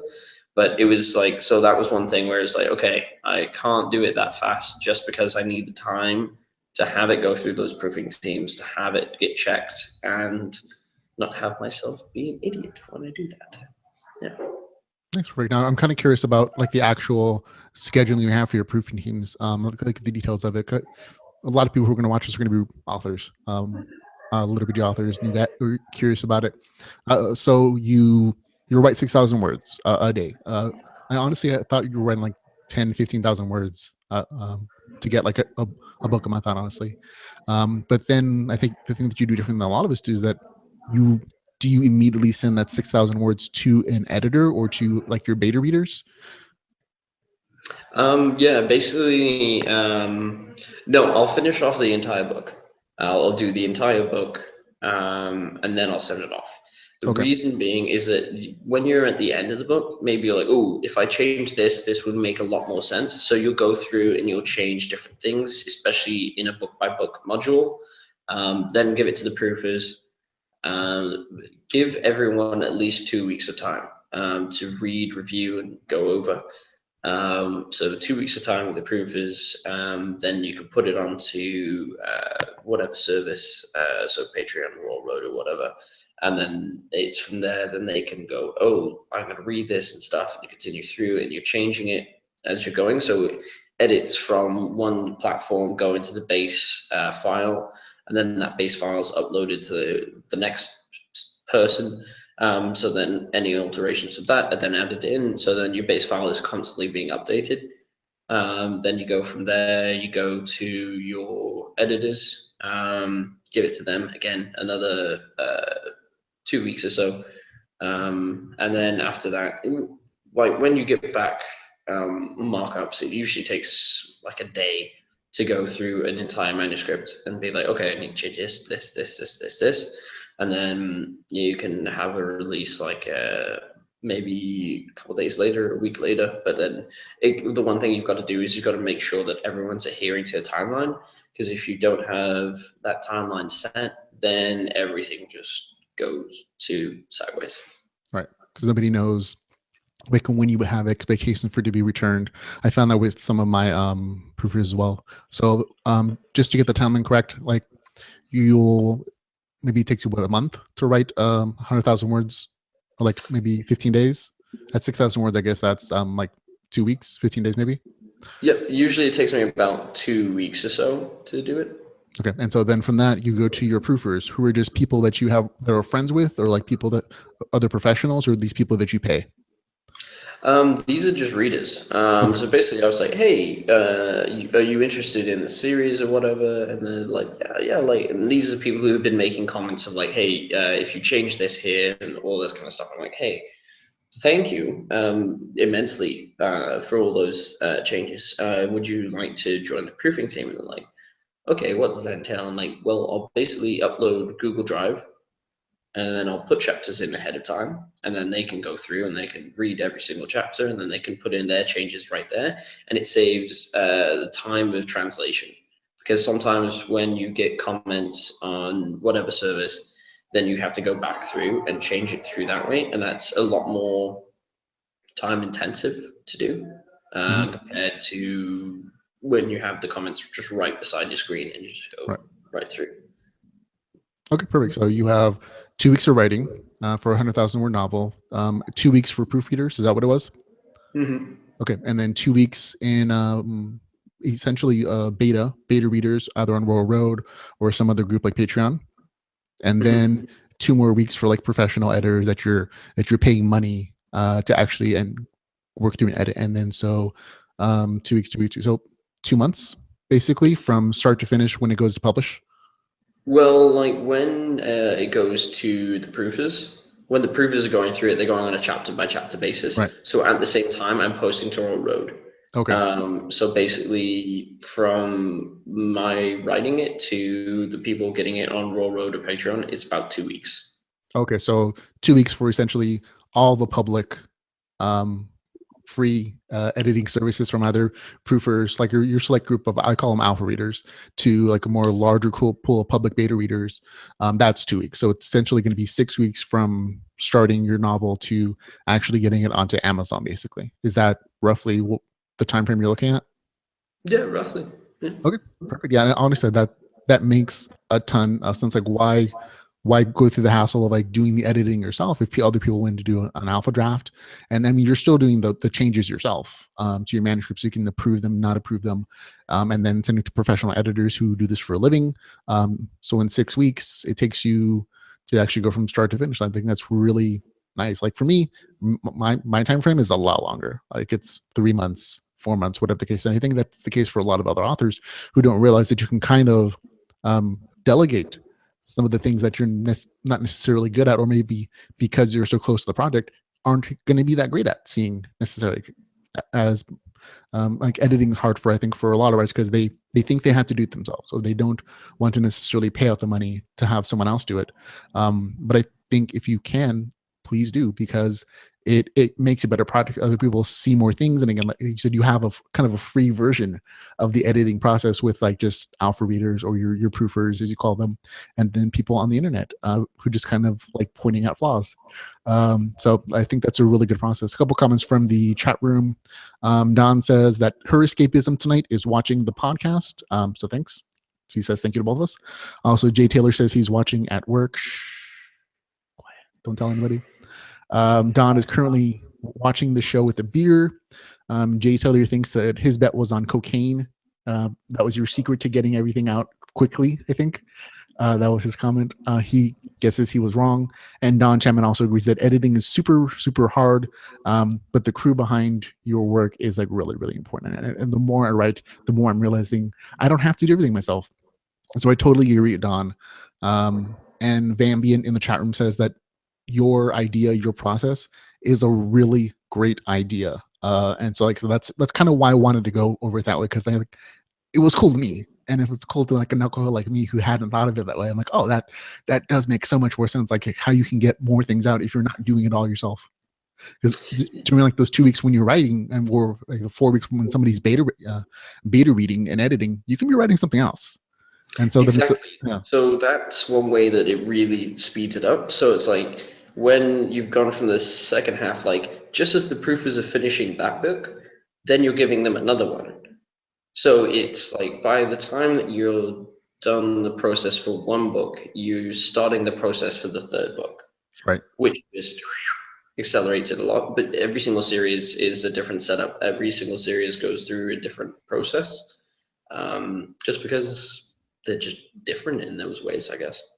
Yeah, but I think that's definitely a very efficient process that I don't think I would have thought of it that way unless I had asked you about it and you told me. Because I think a lot of us try to make this up as we go along, because we don't have, at least for me, I don't have like a mentor or like a book that I read that says, oh, this is the efficient way of running your writing process. There are books out there about, oh, this is the correct way to write. This is how you can format your novel. And there's plenty of like marketing and that kind of books out there, but nothing like, oh, this is a cool, efficient process for your writing. Do your rough draft or whatever, send it off to some beta readers, couple groups, then goes to professional editors, but at the same time you're also writing in something else while the people are handling those situations. Like, oh, thanks, that's cool. Yeah, no, the one thing, and I'll say this with any writing advice, what you've got to do is you've got to find that works for you. Is because, as you said, there are a lot of books out there, and if it's straight information, it's super useful. But if it's an offering of author advice, you got to watch out. My only thing is do what's good for you, because at the end of the day, it is you're behind the book. So if it works for you, then it doesn't matter if it doesn't work for everyone else. It's just, that's the way it goes. Yeah, no, I agree. Take all advice with a grain of salt, because that works for them, it's for you. But I think getting the advice, gives the opportunity for people to see different viewpoints, because we're all different people. We all work differently. But if you can see somebody else works this way and someone else works this way, maybe you can pick and choose, and it helps give you ideas like how to improve your own process. So thanks a lot. It's really good. Let's talk about some of the more details about your writing situation. Are you a plotter or a pantser? Do you write an outline of everything, or do you just go by the seat of your pants? Okay, so I'd say mostly I'm a pantster. But then that said, I'll write basically like 2 or 3 pages about the character, like maybe just the main character or whatever. And then after that, it's always, I've got just reams of information about people, places, stats, and all that kind of thing, because you need to just track everything possible. But yeah, no, it's definitely pants to like that's. I think it really helps me out. So it makes the flow more like organic. At least I think it does. Because it brings up situations that you didn't think were going to happen. Like Steve being an actual thing. And that kind of stuff. It allows you a lot of freedom, but at the same time, you have the one thing I would say is keep an endpoint in mind.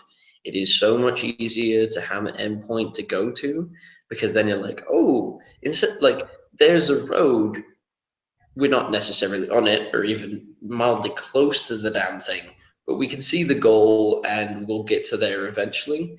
But the journey is all of the fun. I find, and I find it just more endurable to me. I tried plotting and I couldn't do it because I would basically outline the entire story, and I spent so long outlining it that I no longer had any interest in carrying it out. And I'm like, I have literally plotted this into boredom. And I'm like, no, I can't do this. I ruined 2 books like that, and I was like, nope, can't do this. But so yeah, pet stuff, definitely. And I think on the plotting and pantsing spectrum, everybody's different. Like some people are just total pantsers. They start with an idea and just takes them wherever it goes. And there are some benefits to that. There's some drawbacks in that sometimes your story feels very random, like it doesn't have a plot. Like that's the downside of that, of course. But the plus side, of course, is the originality. Like you as a writer surprised, so of course your readers are going to be surprised as to what happens, and it leads them some very creative pathways and situations. On the other hand of that, it's like, oh, sometimes you write yourself into a corner. Occasionally, when that occurs, I think kind of what happens with the Dragon Math series, that he kind of pegged himself into like a place he couldn't get out of necessarily. But it, as far as that goes, like that very much is like an individual thing that a writer has to discover, like how much outlining works for them without restricting their ability to create a story that they're still enjoying writing. Don Chapman in the chat room says pantsing rules, so she's definitely with you on the pantsing rule. For me, I'm kind of in the middle. And you said you have a beginning and you have an end, definitely, but everything in the middle, the journey to that destination is all very pantsy.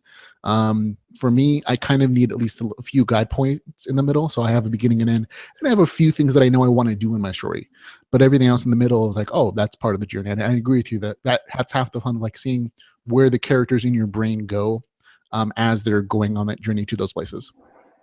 When you're like going through them, like those different goals, shall we say, in between, do those evolve for you, or do you set those out at the offset, or can they change in their position in the book depending on what the characters have done? It depends on the goals. Mostly it's like there are cool things that I want to see, and I've kind of in my brain seen, oh, this is a good place to have like as a midpoint turning place or whatever the technical term is. So I'll give you an example. I'm writing a book now. It's very much set in our world. When I was thinking about how I want to set it up, I wanted it to feel like there was an actual arc to the story, which is kind of hard for me as far as like writing goes. I don't naturally. A lot of my in book 1 and book 2 Adventures on Terra, my story was very much daily adventures of my characters, and I had a few things that I wanted to do in there, but a lot of it feels very random because it was very pantsy. In this new series that I'm writing, or this new book, I should say, I'm trying to do like an outline a little bit more, just because I want to be a better writer, and so I started outlining it, and so I have beginning and an end. I'm starting here, guy who's essentially a clerk, gets access to like a game world, and or what is Magic Dungeons, whatever, and so that's the premise, right? And at the end, I'm like, okay, he gets the girl and he wins, and that's kind of the ending at that point. And it kind of set it up as, I won't spoil for anybody. That's kind of the ending, of course. Any good book has a good ending, right?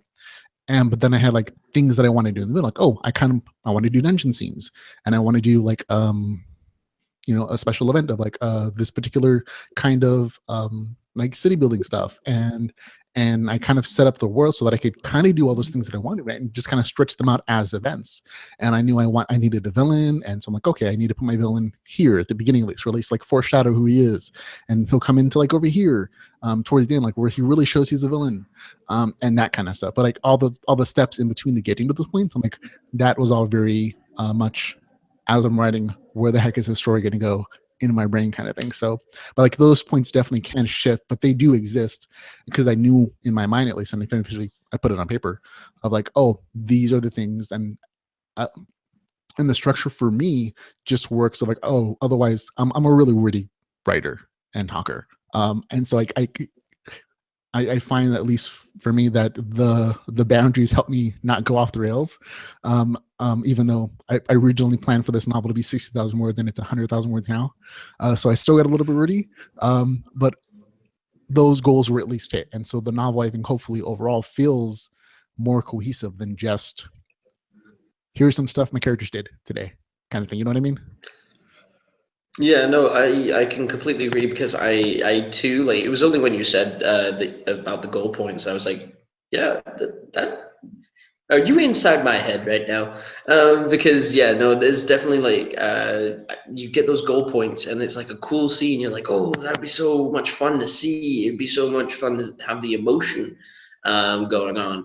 But yeah, sometimes you can have, like, they'll shift and change. But the one thing I have, like, unfortunately, sometimes I've had to remove them because I was like, oh, I want to have this, and I'm like, it didn't fit. Was one thing, and I was just like, and I was like, oh yeah, like it would deviate sometimes, because like that's why I was asking, like, do they change, do they evolve? Because sometimes it's like a character does something, you're like, wait a minute, they did something, and now I have to change the entire plot. So now this is just gonna happen in like 3 later books, just Yeah, yeah. because. But you put that idea in like the back burner, or like in the Excel file. It's like, oh, I have to use this idea later. It's too cool not to use somewhere. Yes, exactly. Yeah. Okay, perfect. So thanks. Like I said, every writer is different, so there's no right or wrong way to write as long as it works for you. And I think this part of the process of like actually putting pen and paper, very individualized. Like, so there are plenty of materials on the internet, and I plan to read more personally of like how to write, like outline and like set up plot points and developments and foreshadowing and all that good stuff. But it's all very super new to me, and I just, I like to be a good writer, and it's just, so it's always good to talk to someone else about how they do things. Next question for you though is, what's the hardest and easiest thing about writing for you? Writing. Some days you can just sit down and you can write all day, and you'll be completely fine with it. And then some days, like today, you're writing and you're just like, oh, this is hard. This is a slog. And then but you're excited at the same time. It's a conundrum. It is really a big conundrum, because you're like, I'm so excited. There's cool stuff going on, but I'm like, oh, like, it's nice outside. Could I just go outside? And you're like, no, you're sitting here and you're gonna write stuff. And then 10 minutes later, you're like, I'm still on Facebook. Okay, yeah. But it is the hardest, and it's the most fulfilling thing, because even if it's been a hard day and you finally hit that word count, you'll be like, you're like, yes. Like, it might be a bit more relief than other days, but it's definitely a thing of, it's just nice to be through it, but at the same time, it's also like, there's the progression. There's, oh, this is cool. This is starting to take form. This is taking shape. Oh, I can see like there's one of the goals is on the horizon. It's coming up, and it can even be the most enjoyable thing, and then sometimes it can be the hardest thing. I would also say the hardest thing is knowing your weaknesses and admitting them. So yeah, like, you're not going to be amazing at everything, and especially if you're doing this as a self-published writer, get other people to do stuff that you're not good at. So Facebook, for me personally, I'm not good with Facebook. So I got someone else to help me out, run Facebook ads and stuff. Just so I was like, my readers aren't finding the information and all that kind of stuff. I basically had messed it all up. But my friend came through and he was like, okay, so this is how you do stuff. This is how it goes. And I'm like, okay. And then get someone else to do that. Same with editing and that. And another thing is not everyone is going to like your book. That's completely fine. Yeah. If you can take at least some constructive criticism from it and improve upon it, aces. Not everyone's going to like your book. The people that do like your book are awesome people as well. But always look for what has happened, and every single book, every single time you write, examine what's going on and try and adapt and change and become better from it. I've been seeing in books, I'm like, oh look, I want to do this instead because I was doing it this way and it didn't work out that well. I think I'm going on like 3 years of writing, but there's always something you could change and adapt and do to make yourself better. Because if you look back at your books and you say, ooh, I should have done this time and it would have been so much better, and you think about just going in and altering it, first of all, don't do that. Second of all, that has actually meant that you've improved since then. Because if you are now thinking, hey, I want to change this because it would advance it more, it's saying, hey, I've built up these skills more, that I know that there was a problem here now. So it's good to see that, but just don't alter stuff after the fact most of the time, especially if it's published. Just because then you go into rewriting phase, and then that can be a bit crazy. Yes. No, I definitely agree. Like, you're not referencing like, oh, I made a spelling error somewhere. It's, I think this entire chapter is horrible or it's messed up, and don't go and rewrite it, because, like you said, it's kind of a waste of time, because the people who have read it have already read it and they've either liked it or they didn't. And so there's really no point in like going back to like an old series that you've already written and published and rewriting the whole thing. Like, there's little to benefit. Like, you could spend that time writing something new and using the skills that you've learned to create something new and get new revenue, basically. Which is, I think, what part of what you're saying. But in the chat room, Vambient says, oh, lol, writing and writing. Yeah, hardest and easiest. Good summary. Okay. Yeah, it's so true. Yeah, definitely is. And I like that as like, yeah, hardest thing writing, easiest thing writing. Yeah. Like, yeah, I got that. Okay. Next question. We're moving to a bit of things about self-publishing. You do self-publishing for your series, right?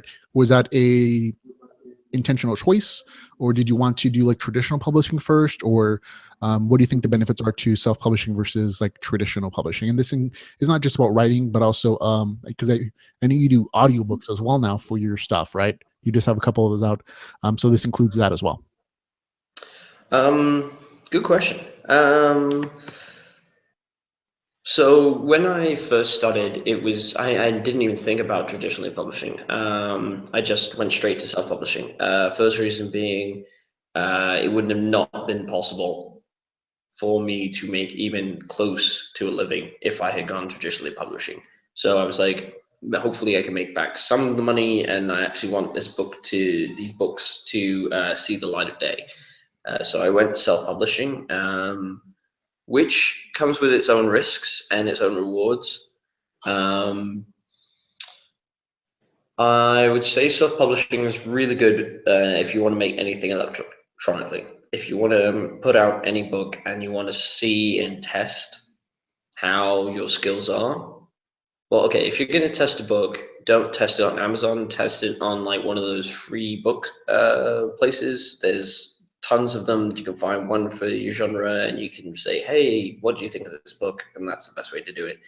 Going to Amazon is basically, you've got feedback from them and you're like, okay, so now I'm ready to put this out in the world and see what the world thinks of it. I would say traditionally publishing is really good for paperbacks. Now, some people are going to be like, whoa, paperbacks. And some people are going to be like, yay, paperbacks. The reason I say paperbacks is because a large portion of the world, other than the United States, Canada, and Australia, read in paperback format still. So when you are going to a traditionally published house, then you're getting access to that market. And the weird thing I've found when talking to a lot of people who've gone from self-published to traditionally published, they haven't. This is personally from what I've heard, kind of thing. So this is like there's no numbers and stats I can directly point at for this. It's just like Anecdotal. yeah, precisely. But they were like they're doing the exact same work, but they were getting less money. And the promotion, they were still doing their own promotions and all that kind of stuff, and not getting anything from the traditionally published house. So I'd say if you're wanting to make a living off of it, I would go ebook first and then go to traditionally published, because then you've proven that you can do this. And if you do go traditionally published, then be aware that you're going to be doing the same amount of work. You're going to be earning a little bit less revenue. But then at the same time, you can be hitting a much larger market. So there's a lot of tiers in a lot of different ways for this. And it changes really when you go to audiobooks, because audiobooks have been changed a lot. So there are some companies that are a lot more like traditional publication houses, and they'll take a larger percentage and you don't get as much. But then, okay, you don't have to deal with anything. You don't have to deal, you can basically say, yes, I want this narrator, agree to X, Y, and Z, and then it goes through and it comes out on time and it's sorted out and it's fine. Also, another thing that they get is they actually get a time when it's going to be produced. If you're self-publishing an audiobook, first of all, it's rather expensive. Second of all, you've got to look at all the narrators and all that kind of stuff, so it's a bit of a time suck. Third, and this is why I can't ever say when an audiobook is going to come out. When it goes to ACX can take about a week to check it over. Right. ACX, for people who don't know, is the Audible exchange program, the people who you submit your audiobook files to for approval for Audible. So yeah, when you submit it to them, sometimes it could be a week. Last time when I put the release date on the first Emerilia book, so the Trap9 project, it came out 2 months after the fact, because they changed their guidelines halfway through on like a sound mastering or something, and then it was like, oh no, this doesn't work anymore, so we need a new copy. So that's why it's really nice with traditionally publishing that they have not only a way to do it all for you, which it takes off a lot of stress, and you have no overhead costs.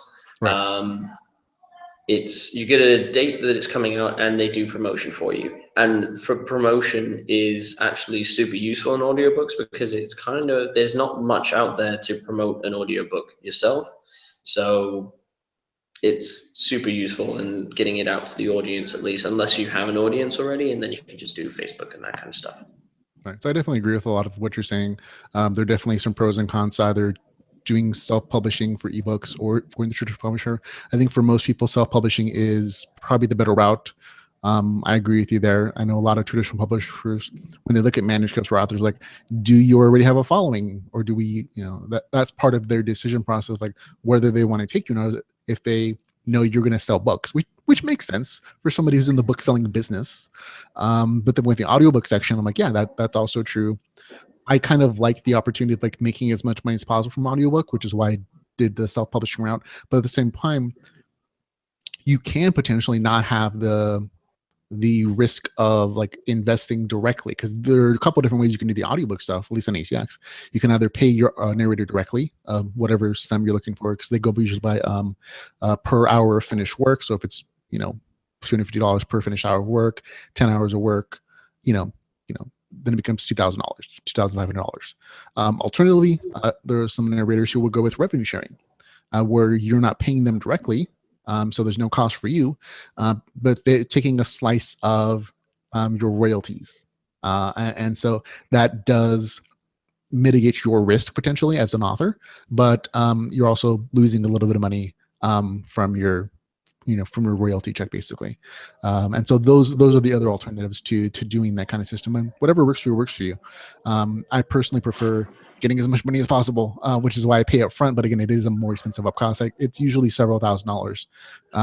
And the better the narrator, or like the more well established they are, the more expensive it's probably going to be. Like I know some narrators go from $100 per finish hour to well into $350, $400, $500 per finish hour, depending upon how well known they are in the community and how good they are.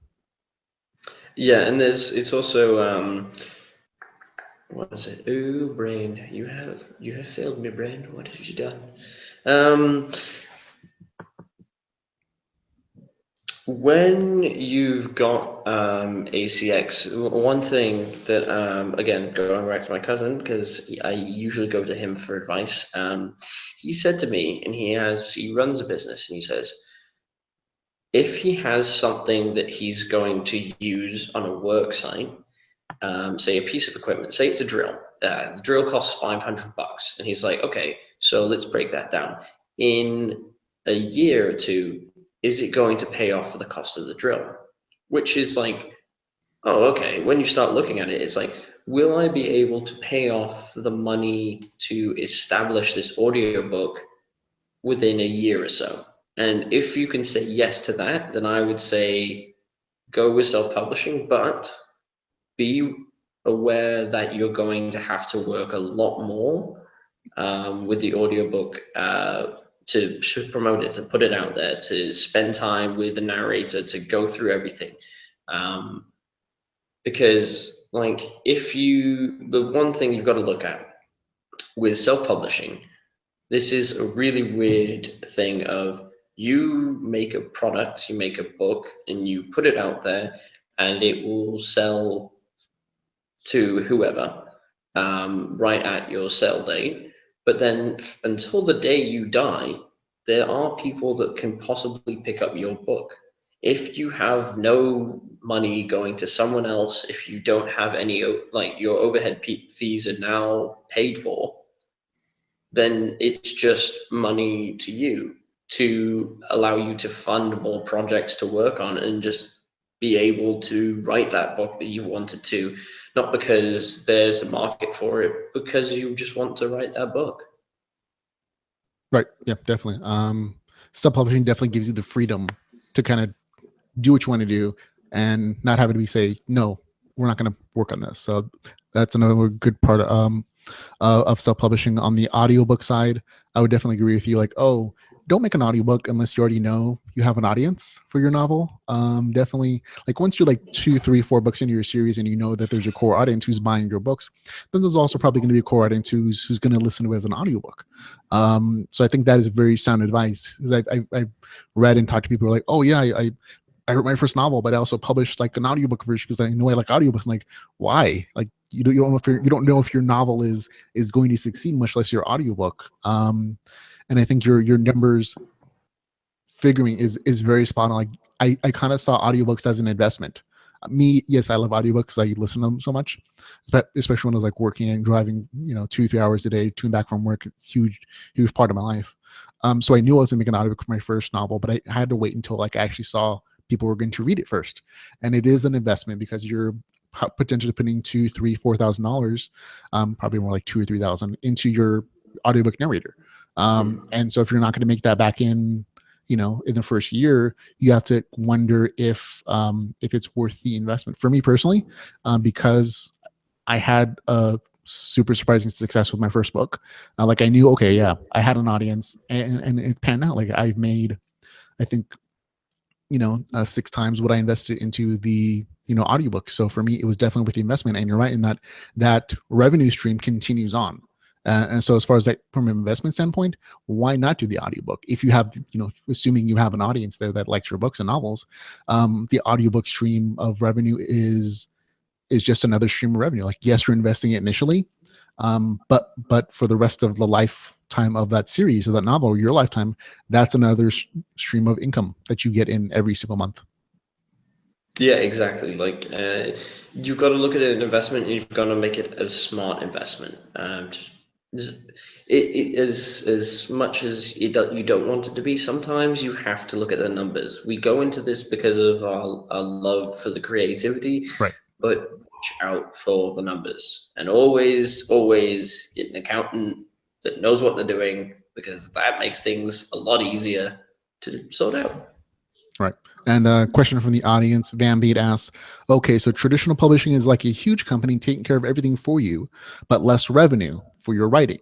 And self-publishing is you do all the work and make a lot more, right? I'm like, yes and no. Like, the first part of that statement I think is true. When you sign a traditional publishing, whether it's for an audiobook or because there are publishers that just do audiobooks. And we have a couple friends who went that route, and yeah, they do everything. They'll just take your novel, they'll find the narrator, they'll do all the editing process of it and submitting and whatever, and you just get a royalty check every month. And for the self-publishing, yeah, you do all the work. You don't necessarily make more. You make a larger percentage of the price of your book.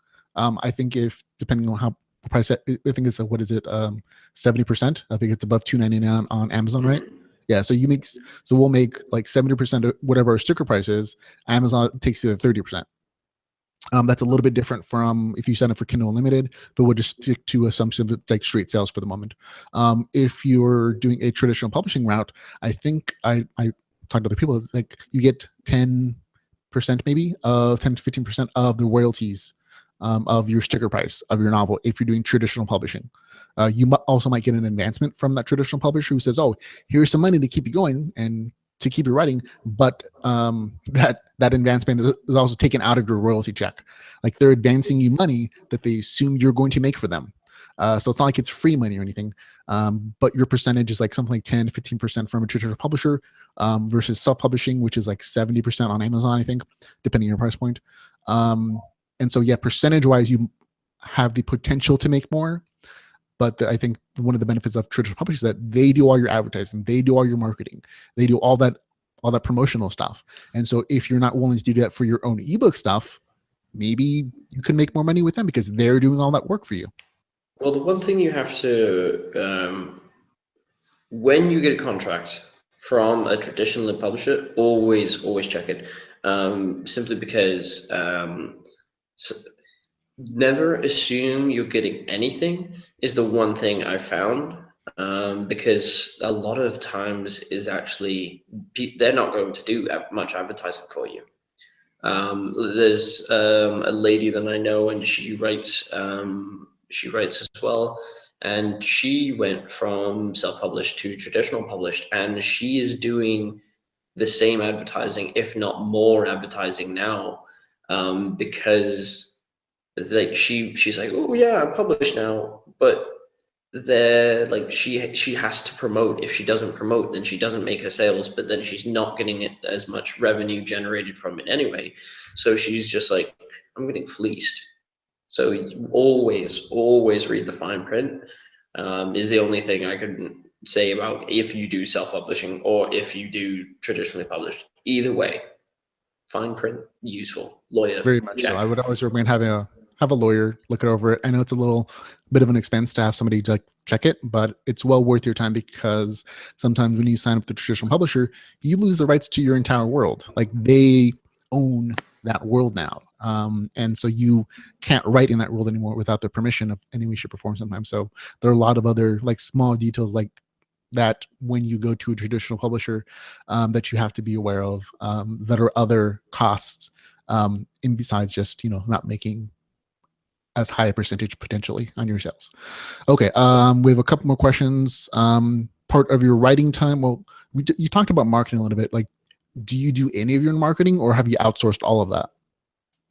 I do marketing, so multiple different things, really. Mostly Facebook, because a lot of fans are on Facebook. Patreon, Royal Road. I'll do announcements on all these places. Just because I'm like, hey guys, like I don't know which one you'll use or which one you don't use. So if you see about like 17 messages from me, it's not because I want to spam. It's just I just want to make it accessible for everyone. Um, and if like I only send emails if it's like a new release, because I know how much your inbox just fills up with random stuff. So don't worry about that. Um, but no, it's very much a thing of I've got uh, a husband and wife duo who are awesome, and they help me out with basically Facebook, Twitter, and advertisements and stuff, just so we can try and spread the word of Emerilia. Because like I'm not the best at marketing by a long shot, and Right. they can help me out with that. So yeah, it worked out perfectly, thankfully. Right, like you think you said already. If you can find somebody who does this thing better than you, and who's more professional, why not outsource it? It saves you time that you can then devote to writing instead. And that's one of the big takeaways for me, at least, as far as like something I'm learning from you currently. Is like, yeah, I don't have to do anything. I don't have to be my marketing team necessarily. I can potentially outsource that. You have to find somebody you trust, obviously, and somebody who does a good job. But once you find them, let them do their work, and you can focus on the thing that you're really good at or the thing you enjoy the most, which is creative stuff. You should still be in contact with your community. Like, don't just abandon them. Like, still talk to them on Facebook and respond to messages when you get them through whatever, Twitter or emails, and do all that good stuff. That's just talking to the people who buy your books. That's always good news, and it's always kind of fun too, as an author, to actually talk to people who are actually enjoying your story. But like the ad stuff for Facebook, it's a pain in the butt. The ad stuff for Amazon, it's a pain in the butt. It seems super complicated to me, like finding keywords and matching them up with your stuff and paying, how much do you pay per click. All that seems complicated. Like, you can figure it out, I'm sure. But like for me, when I see, I'm like, is there somebody I can pay money to who knows all this stuff already and kind of maximizes my benefit? And if there is, send me an email. That's kind of my view on that personally. So thank you for that information. Yeah, and that's kind of it. So we're jumping to the audience from the questions. Real quick question from Jerobo. What is your view of people pirating your books and other people's books/works? I think it's inevitably something that's going to happen anyway, especially with Emerilia being on Royal Road before it was put onto Amazon. It's definitely a possibility and that kind of stuff.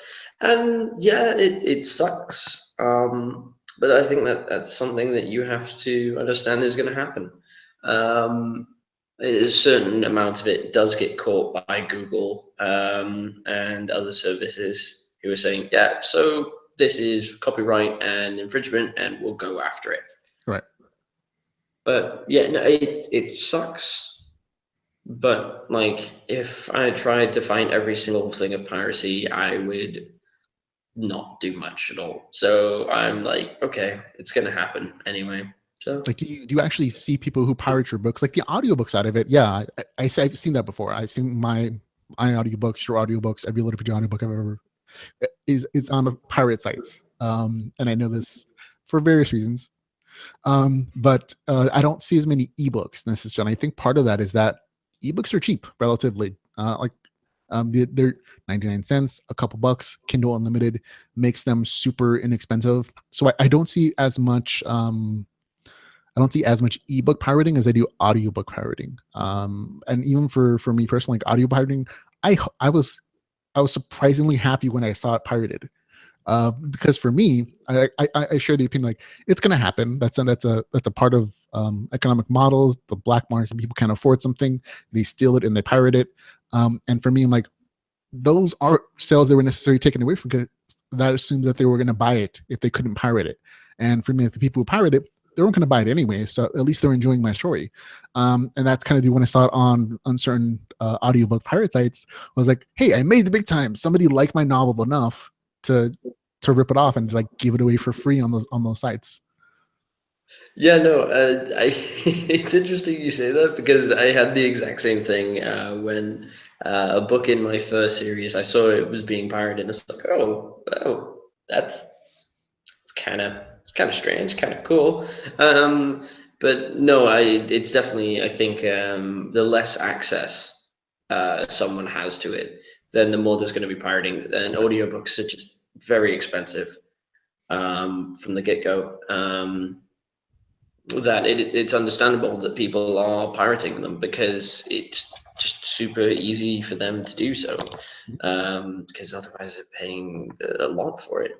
But it's going to happen, unfortunately. But it does give people more access, which is kind of nice, because the more people who get to read it, that's cool by me. Because again, like as I said about my motivation is like, yeah, I can do a lot of sales and stuff, but if like someone gets to escape their day a little bit, that's fine by me.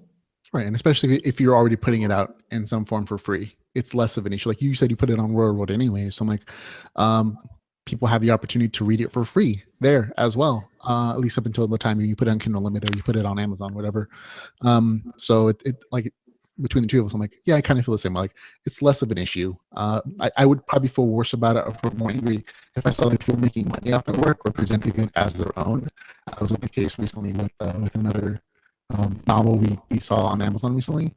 But as long as if people are enjoying it, I think that's a big thing. Like your goal is inspire people, and so sometimes part of that inspiration is just them having access to your work.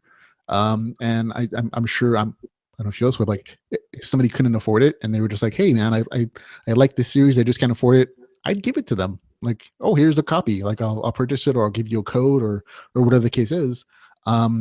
In that situation, like they just, they're a kid or they're like whatever, like out of work, but like you've seen that they loved your stuff before, like they've already you've seen their comments, you've talked to them before about it, whatever the case is. I'm like, I just can't afford it, so I'm sorry, man. Like, oh, here's on the sly, here's a thing, don't tell anybody. Yeah, no, it's because like yeah, I think it's especially with it being out there. I was kind of accepting with that Yeah. it would be in more places. It certainly trips up Amazon when they keep on doing the search engine. They're like, "Hey, so you have stuff in a public realm," and I'm like, "No, I don't. No, I don't." I've Yeah, had that's I've had many conversations with them, and I'm like, "It's not me. I swear. Like, it's not me anymore. At least." yeah. I took down those road posts like 2 minutes ago, at least 3. Yeah, Yeah, I hear you. no, there was been times where it's like, oh, I'm about to hit publish. Yep. Quickly remove all of this. Yeah, you kind of have to do that when you're like going from like free stuff on your own side or your blog or on Royal Road, and you're going to go publish on Amazon. They do the copyright check, which is good that they do that. It's just kind of a pain. Like, oh, that's right, I forgot. I also have this sample up on this weird website. Deep into Reddit or something. Okay, let's go with some audience questions now. Wrap up the interview. Adam, so the first like 5 or 6 are all about your writing, which I think we talked a good bit about. Adam Alien asked, how have your arms not fallen off from while you're writing? Bud Arbin asked the same question about how do you find time to write such a fantastic series with such frequency? Marius Dorian asked, he wants to ask about your insane writing routine, how you're able to write so many books in a year. Don Chapman also asked the same question. What's your process for setting up to sprint? Do you read previous parts and pick a spot to start or stop on? I think that one's a little more technical, so we can answer that one. So when I'm doing sprints, the one thing is at the end of every single sprint. So the sprint is, for people that don't know, for 25 minutes, you write, for 5 minutes you have off, and then it's a repeating process over and over again. I personally use my Write Club, which is a browser-based service which kind of keeps a word count that's going on the side and makes it a bit competitive, and it's really fun to do with friends to keep you writing. But I guess, yeah, well, it depends really. Sometimes if it's a bit more technical, like say it's a space battle and you're trying to figure out where all the ships are in 3D, which is a headache, then you'll go through and you'll like check out the plot and you take a longer period of time to go and understand where you are.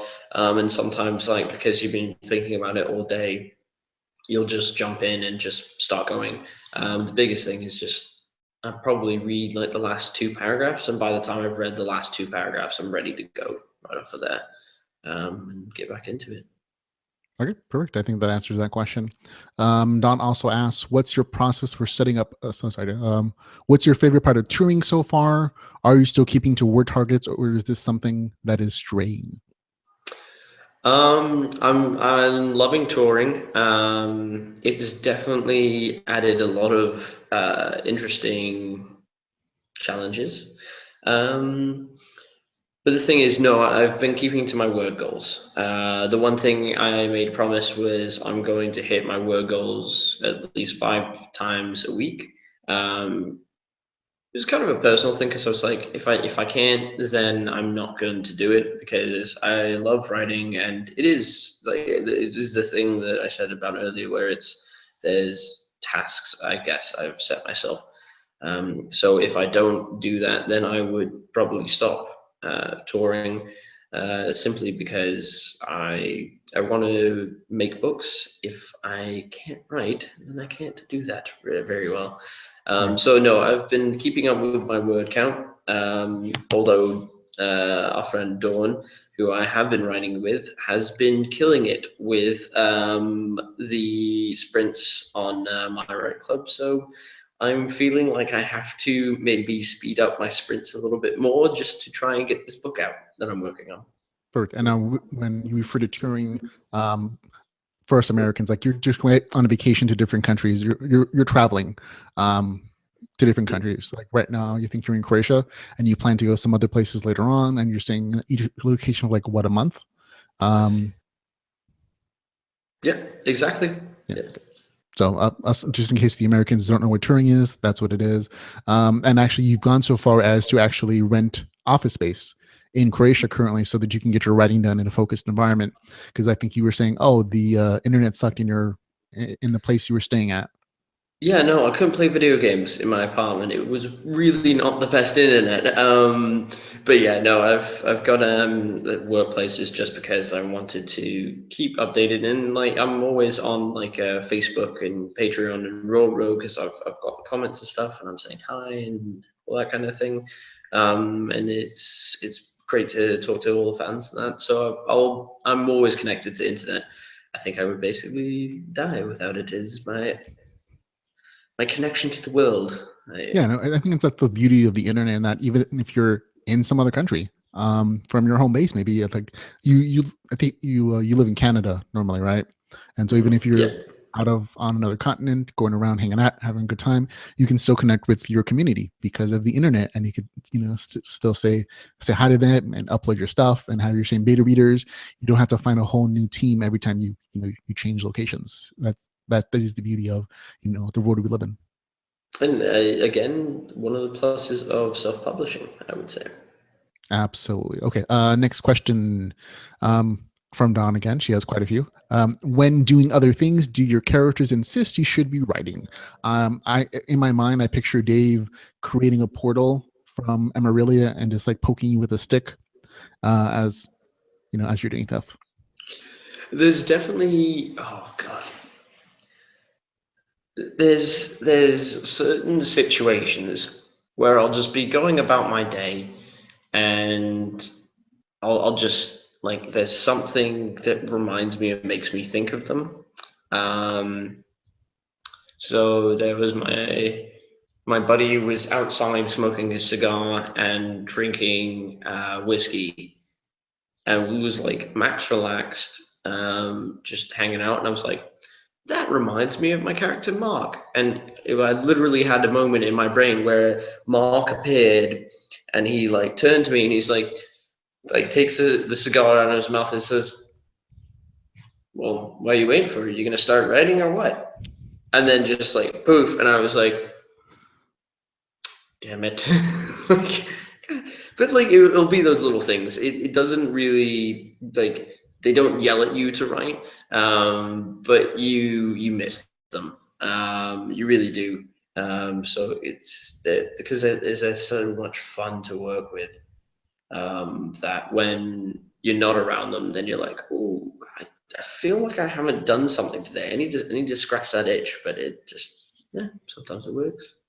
Yeah, no, I absolutely agree with what you're saying. I've had the same scenarios. Like again, I'm not as good as a writer as you are. I haven't written as much, but I draw my characters from people I know in real life.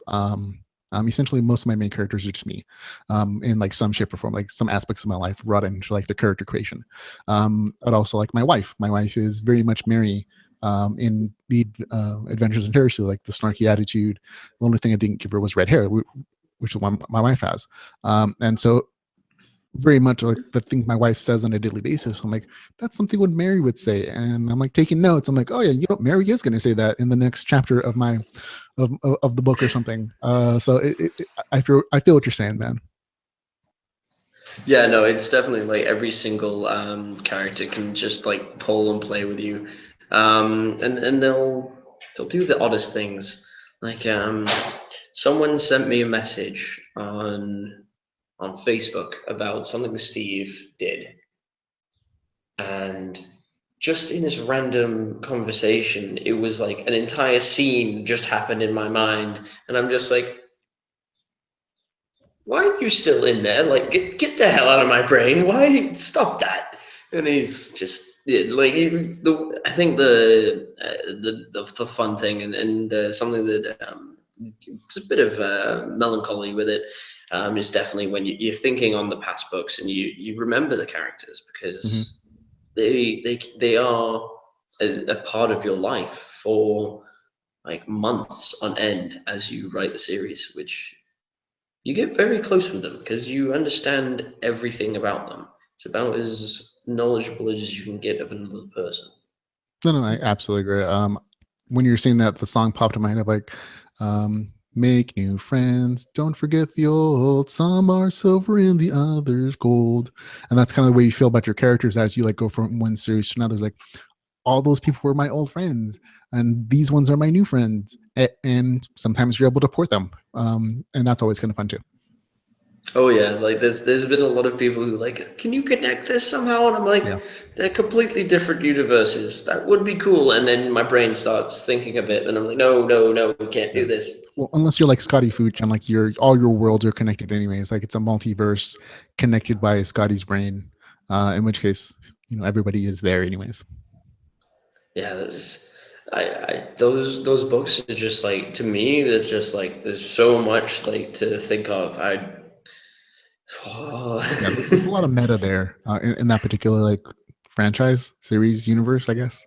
Okay, next question. Dawn says we should stop asking her questions, so we'll ask some other ones. AJ James Brook asks, do you find you have characters that are louder than others, or characters that you're more compelled to write about? Yeah, like I think it's definitely.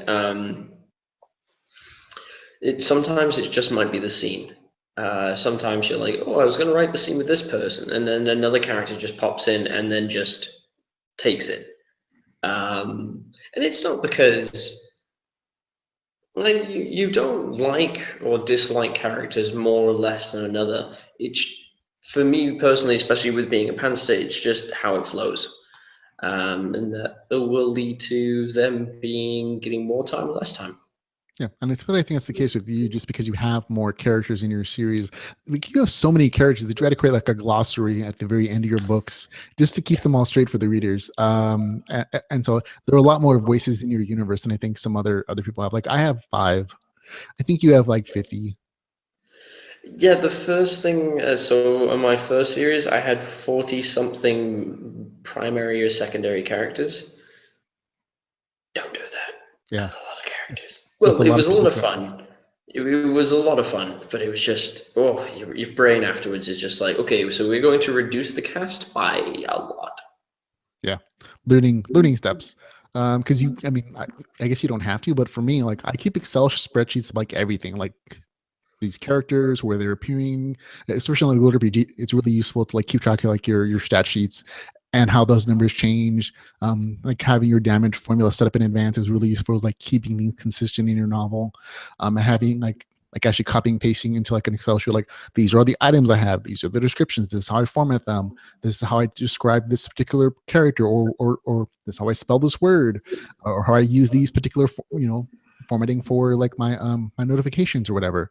And so keeping track of like 50 characters, it seems like a lot. Like I have a lot of secondary characters and tertiary characters, but like main characters, like 5 at most. Like usually I keep it around 3 because I don't think I can handle more than 3 voices in my brain at a time when I'm writing.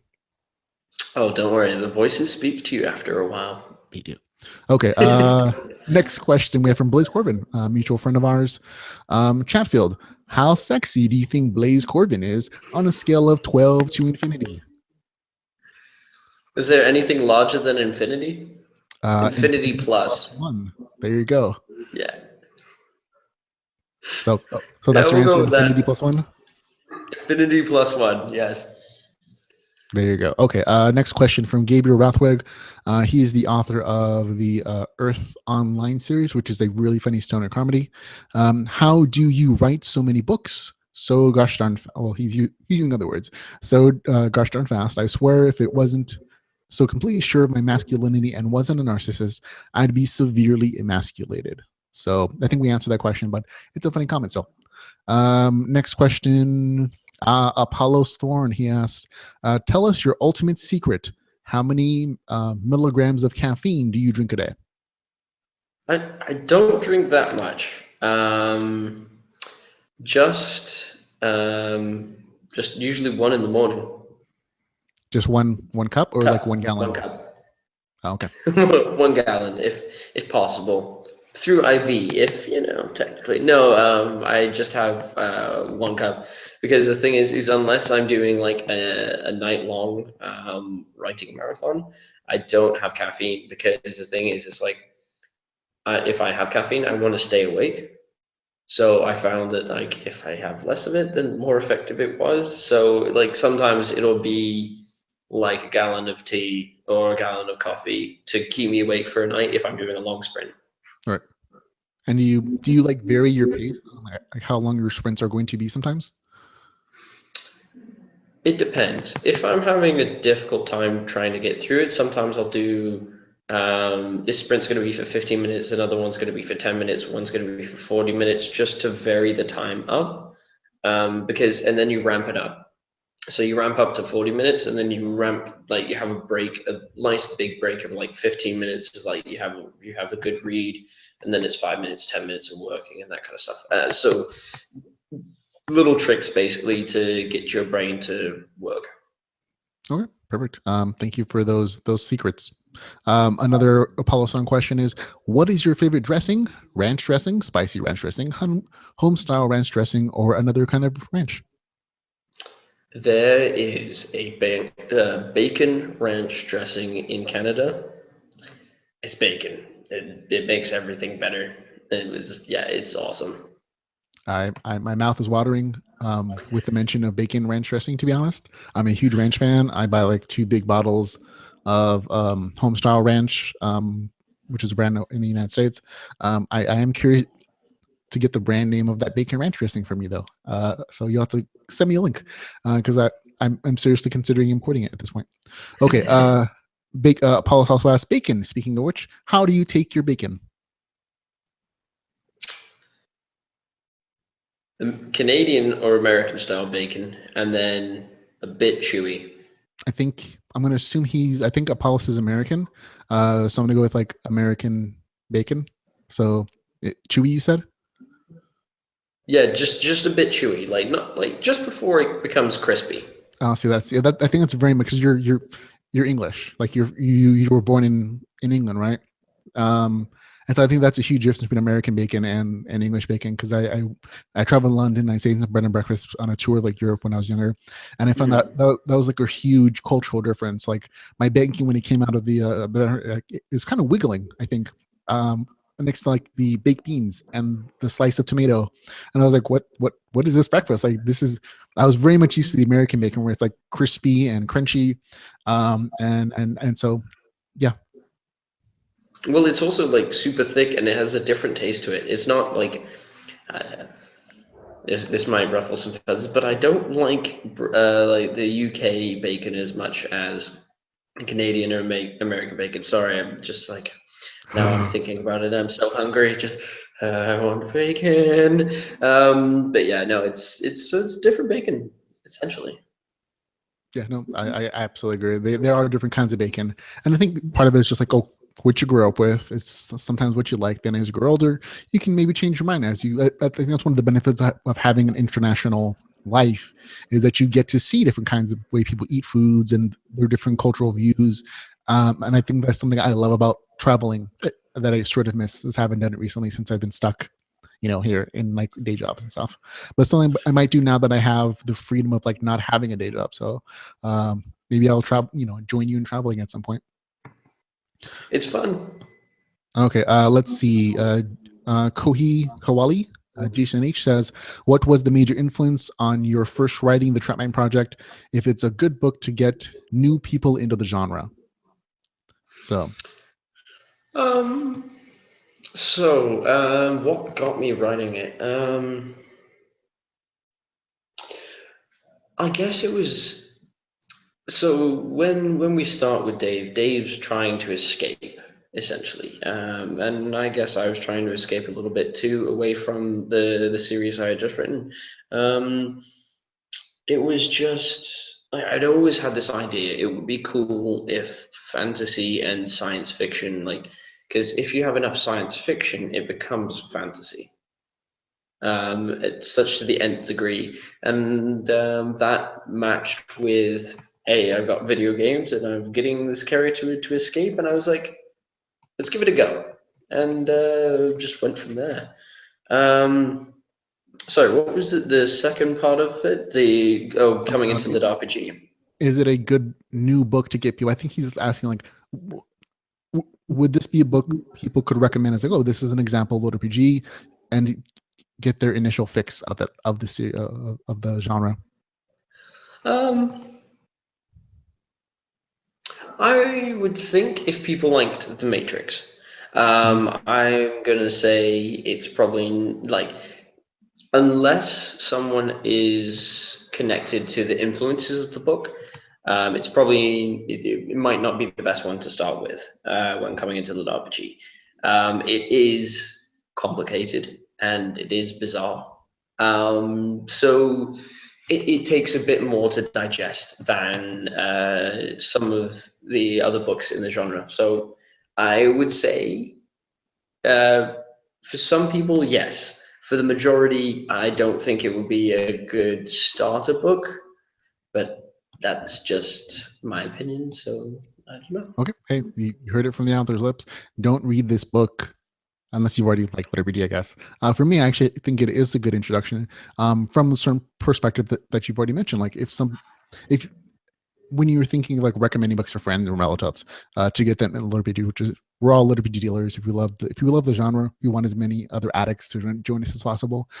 So if you're looking to recommend this book in particular to somebody, it's like I would say if they already are fans of science fiction, then this is going to be a really good deal for them because they're already familiar with things like artificial intelligences and maybe virtual reality.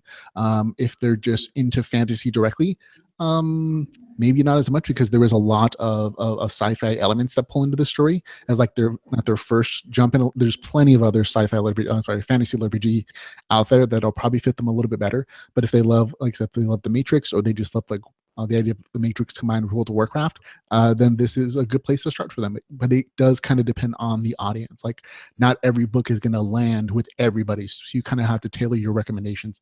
And this is from a guy who recommends a lot of stuff. Yeah, no, exactly. Like it's heavier than the other ones. So I was just like, yeah, no, I'm not sure, but it Yeah, depends on the audience. it does. Like that's always the case, though. Okay, more food questions. Don Chapman asks, when you're in the groove, what's your go-to snack and drink? I feel like we Um, all want lunch now. well, it's like 10 p.m. here, so So dinner for you. dinner. Yeah. Yeah. Basically whatever food I can find. Usually I actually just make food beforehand so I can write longer. I don't know if that's a good sounding thing or just sounds ridiculous. It kind of sounds like But you're like plugging in IVs into your system so you can write instead of going in virtual reality. Like you have a long-term writing pod instead of a long-term virtual reality pod. yes. Yeah, basically, like I drink water by the gallon, because like otherwise I get like I do this dumb thing, and I do it with video games too. I forget to blink.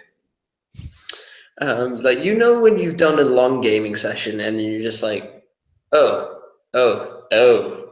we Yeah, were supposed to do this a long time ago. yeah, Yes, definitely. So just lots of water and yeah, whatever I can find, perfect. and usually meal prep. Yep. So that's part of your planning schedule. Like, oh, I have my meals set up so that I can get as much writing done as possible. I'm not distracted by a hungry stomach every 10 minutes, basically. Yeah, exactly. Perfect. Don Chapman in the chat room says her go-to food is pizza. Handy slice, and leave it there. It tastes good, hot and cold. I get it. Jay Taylor asks, what about beer? Do you drink while writing? Not intentionally. There has been times where I've gone out for say like a lunch or a dinner or something, and I've had a few beers, and then I've come back and I'm like, yeah, so I'm gonna like if I don't finish the word count, then I'm just for the day. I'm like I don't really feel like I've done anything, so I get back in there and I start writing again. Okay, perfect. I think that is an interesting question, though, like a concept, because you hear a lot about like traditional writers like Hemingway or whatever. They were totally drunk while they were writing. I think there are famous stories about what's his name, Stephen King, writing the book Cujo while on a bender, like a bender for an entire week. Like he got so drunk and wasted on cocaine, and then on like a Friday, and then when he woke up on Monday, he just had a manuscript just like Yeah. pretty magically appeared that he wrote the entire weekend, and that was Cujo. And so there might be something said for getting your creative juices flowing, I guess, with some recreational use of alcohol or whatever you're using. I know some other like the stoner LitRPG author I was talking about, he probably smokes quite a bit when he's writing. It shows in his work occasionally. Like there's some really trippy scenes in his book, and you're like, you were totally stoned when you wrote that, weren't you? And like, yeah, probably was. So I think there is something said for like creativity being unlocked by some of those things, but you have to kind of find the balance. You can't be so sloshed or so high that you can't work, and you kind of have to know yourself what, if at all, if you can do that. I think. Well, the one thing I've found is like the day after drinking is so much harder. It just feels like the gears are not working. It's just yeah, it is because like yeah, it definitely makes it harder. It's why I tend to try and do like drinking on the weekend, just Yeah. so that then you can have like a full week of actual work. Like, which sounds weird, but it's actually super addicting to just have like time where there's nothing else and it's just writing. Right. No, I do. You, from what you've described, you treat this as like a job. Like you have set periods set aside where you have to get this goal accomplished. And once that's accomplished, whatever, go do what you want. And that includes like your weekly schedule. Like I'm writing 5 days a week for sure, but not on the weekends because you understand yourself well enough that understand that you need that release from like just that massive writing schedule. And another one thing, here's a cool trick. When you wake up, first thing you do is not go and check your email. First thing you should do is that you go and you just do a bit of writing.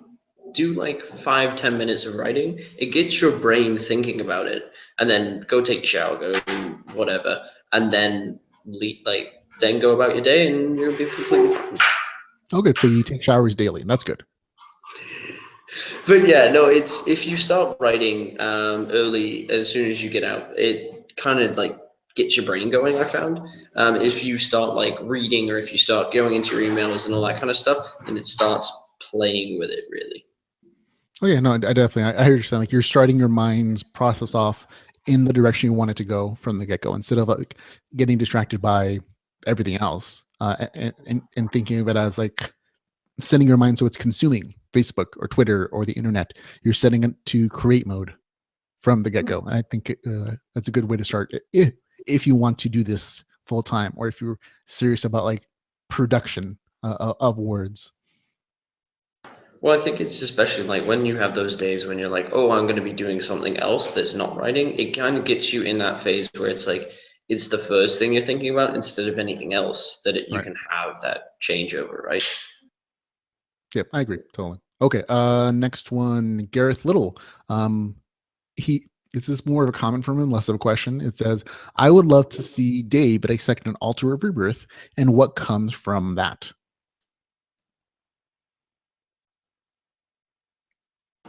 So, like him going through the altar of rebirth. Sorry. No, I think he wants Dave to take one apart and to see how it works. Which when I'm reading, like, hasn't Dave kind of done that in the series? He might be earlier in the series because you've.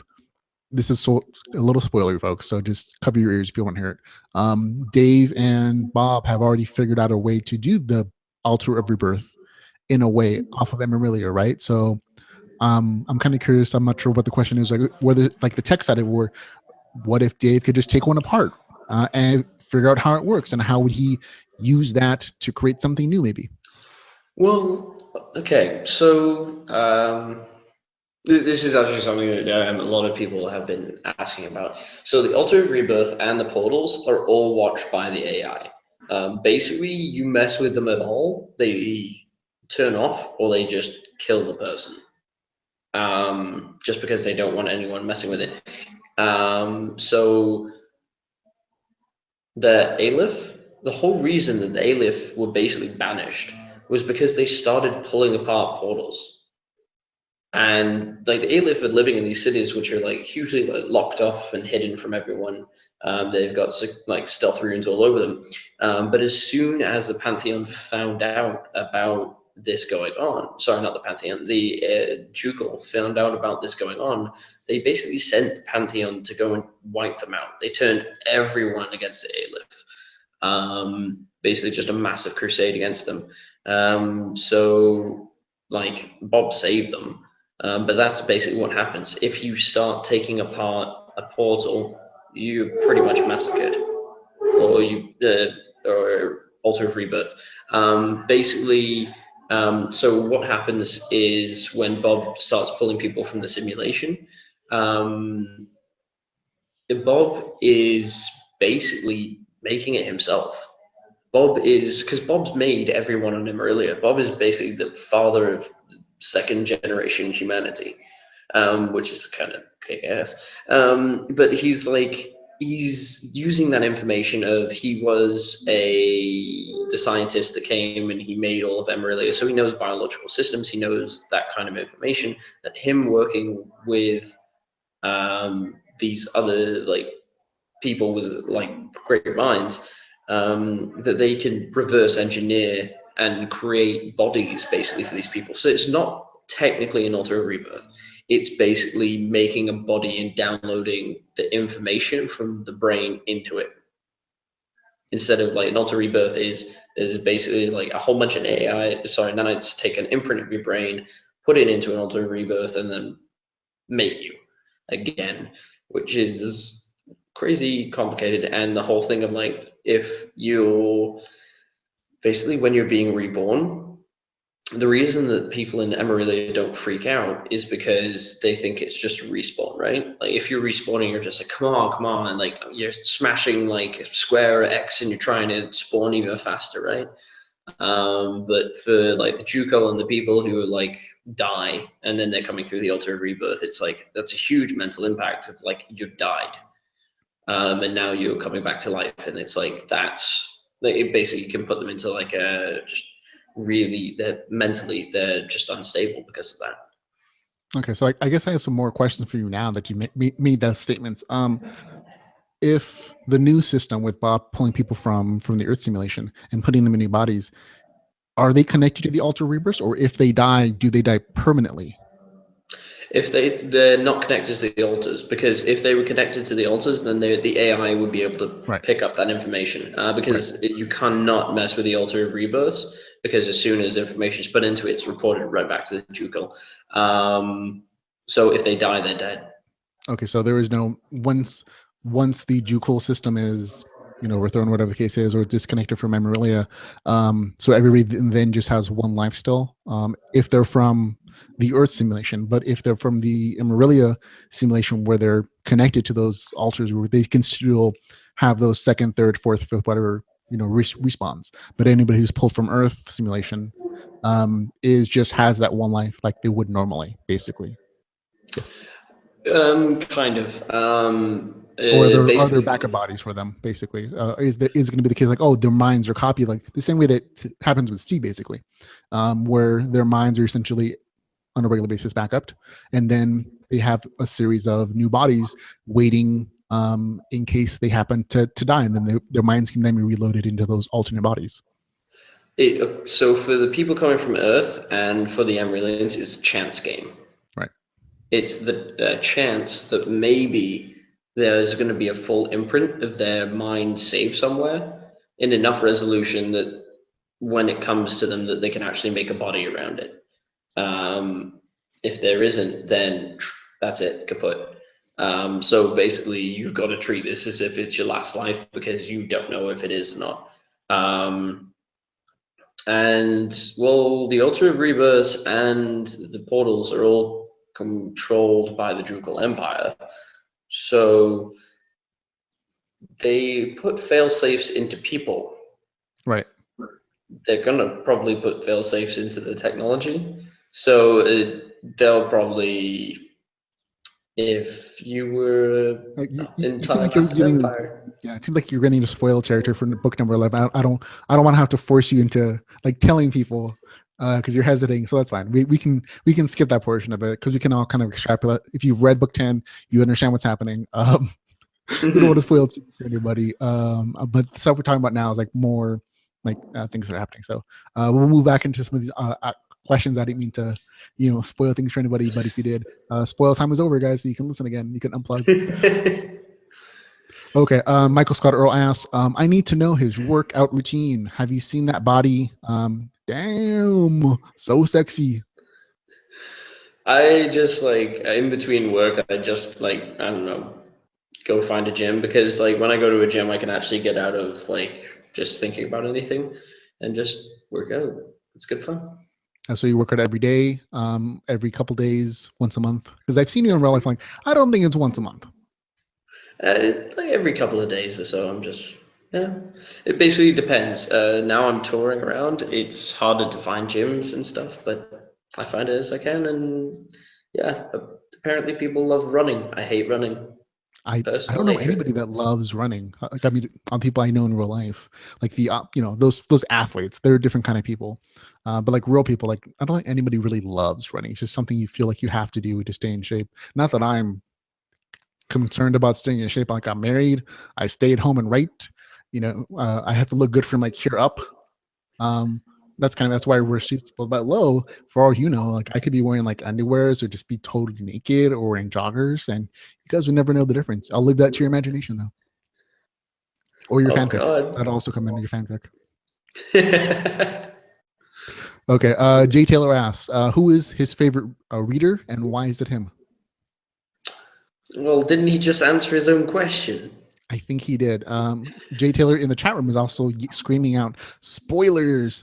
MOAR, more. I'm not sure what that stands for, but it seemed like we gave MOAR. I'm not sure what that means, but we did give you a spoiler warning, Jay Taylor. That section was definitely going to be spoilery. So there you go, man. So why is he your favorite beta reader or your favorite reader? Well, okay, so Jay's always reading stuff, and he'll always come up and be like, "Hey, so like it's nice to just have the fans like come up and like talk and be super involved with the entire series." And he's had fun with the series, and it's been great fun having him around because it's like it's cool to talk to the fans and see what they want, and he's like super energetic about LitRPG, and it's like it's cool to have a conversation with. So yeah, I think he beta reads for just about everybody. Like he's a beta reader of mine. He's a beta reader like Don's probably, and like everybody else's. Like he reads a ton, and I think what makes him one of my favorite beta readers is the fact that I've met him in real life. Like I think we both met him at DragonCon. He he took the time out of his schedule, and he's a busy man with a real job. And he came to DragonCon and hung out with all of us like the entire weekend practically. And he came every day to the booth, and he was like there. If you look at the video we have of that I made of like the DragonCon experience that I had, Jay's in there. He's in the video. And I point him out like, this is Jay Taylor. He's one of us, even if he's not a writer. So that's definitely one of the reasons he's my favorite readers, because he is so enthusiastic, and in real life he's a total promoter of everybody's work. He does the admin for the I think he's an admin on most of the Facebook LitRPG groups. So he's totally enthusiastic about it all, and it comes through in his comments for your beta reading stuff. So that's so there you go. Good stuff. Okay. And Jay Taylor in the chat room is saying he is blushing. So there we go. Goal accomplished. Okay. On to our next question from Edgar Acosta, who's I do the Geek Guys podcast with him, so it was kind of neat to jump into the question. He was like, if Hollywood bought the rights to your stories and characters, would the money be worth it if they butchered all your work for the movie? That is a good question. If I sold them, I would definitely want to see the script before it went into any sort of production. Simply because it's like it is a series that so many people, and myself included, have had so much fun with. I want to make sure that it didn't lose what the story is, because we'll be honest, like if it was to turn into a movie, it's going to get changed from what it is, because there's a lot of stuff going on there that Hollywood doesn't really like to have around. But then it would be like I would want to make sure that the core things that are there, like the characters are there, that the focus is on the characters, that it has all that cool crafting, that it goes through like kind of like even like a maybe not as much detail, but enough detail that we can get our crafting nerd over, right? Like because crafting is such a huge part of the series. I don't want it to just be all action and all focused on that. I want it to actually be the story. But so I would definitely want to see the script beforehand before anything went ahead, just to make sure that it was actually something that portrays a series. Okay, so your basic answer is I would have something in my contract saying I have to have script approval before they could go forward with it. I think I know Edgar. His real question is like, how much money would they have to pay you to screw up your story, and for you to be cool with it, like Stephen King style, kind of money where they're paying you just gobs and gobs of money to ruin your story, like they did on the Dark Tower. That's what his real question is, like, how much money would they have to pay you to basically screw up your story, and you'd be like, okay, fine. Millions, tens of millions. It would have to be, because to mess it up that hard, because I think even at the end of the day, I would just be like, I'm fine with not selling it. Oh, okay. So there you go.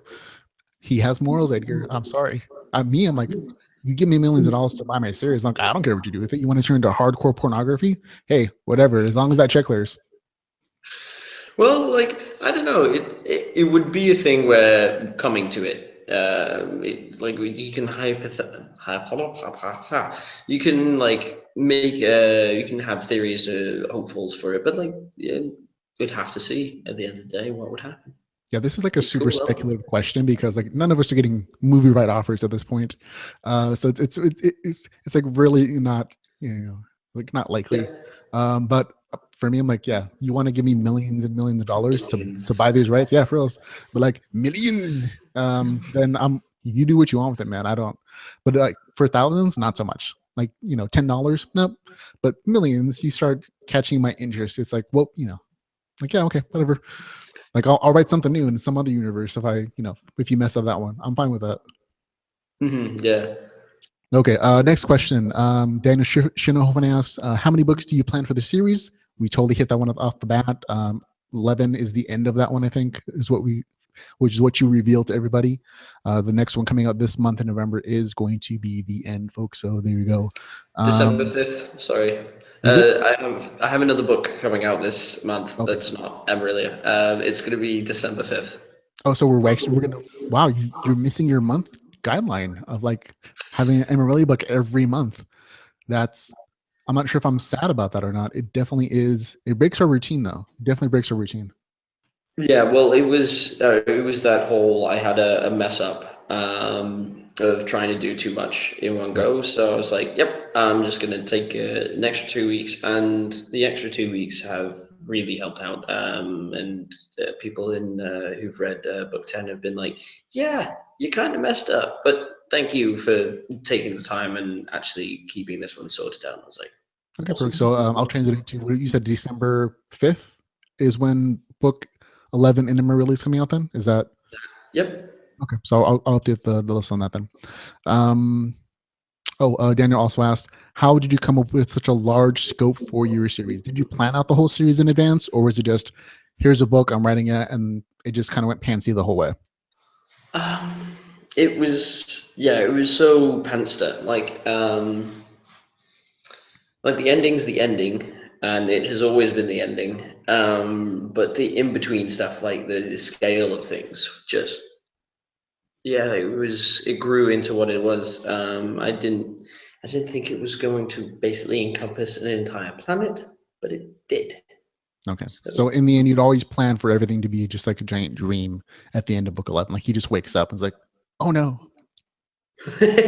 I'm not going to say anything. But yeah, no, the ending is. I think it'll be fun. Okay, perfect. Thank you very much. Let's see. Daniel also asked about hints of the end. We've talked about plenty of those. He also asked, do you have any authors in the genre or out that you would love to read about, or whose work you love to read? Um, well, I read basically as much as I can. Um, the problem is that as soon as you start writing, you kind of lose time. I'll be writing, and then in between writing, I get to read someone else's stuff. But yeah, no, I'm reading all kinds of stuff. Science fiction, fantasy, LitRPG, of course. Even Chinese novels. Of anything and everything I read, I'll give it a shot. Do you speak Chinese?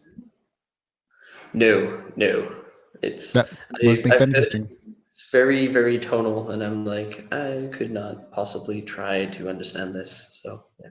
Okay, perfect. Don in the chat room says, I don't think she would sell out for any amount of money. She's like, it's your baby. Nope, nope, nope, nope, nope. No money is worth watching your stuff getting butchered.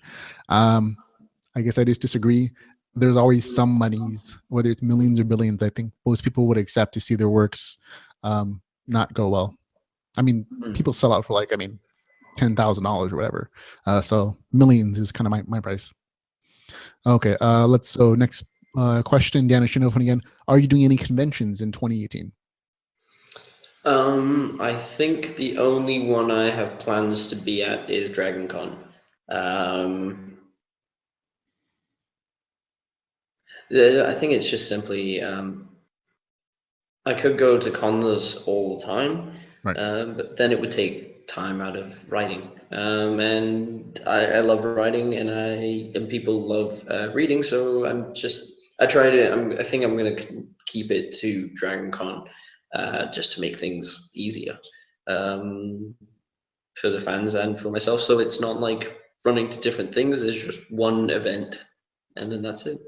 Yeah, I know some other authors in our community, I mean, authors in general, make it a part of their promotion work to go to cons and to do panels. I know James Hunter does a ton of panels and conventions every year. And he also still managed to write a pretty good pace. So it's just whatever you can do. Like that's part of his promotional work, though. Like he's out there talking about the books, and he has a sales pitch. He has the banners. Like when we did DragonCon this year, he was the only one who came prepared. Like he came with like the banners and everything, and the table stuff and bookmarks, and he had his rack for his books. And you're like, oh yeah, this guy's done this before.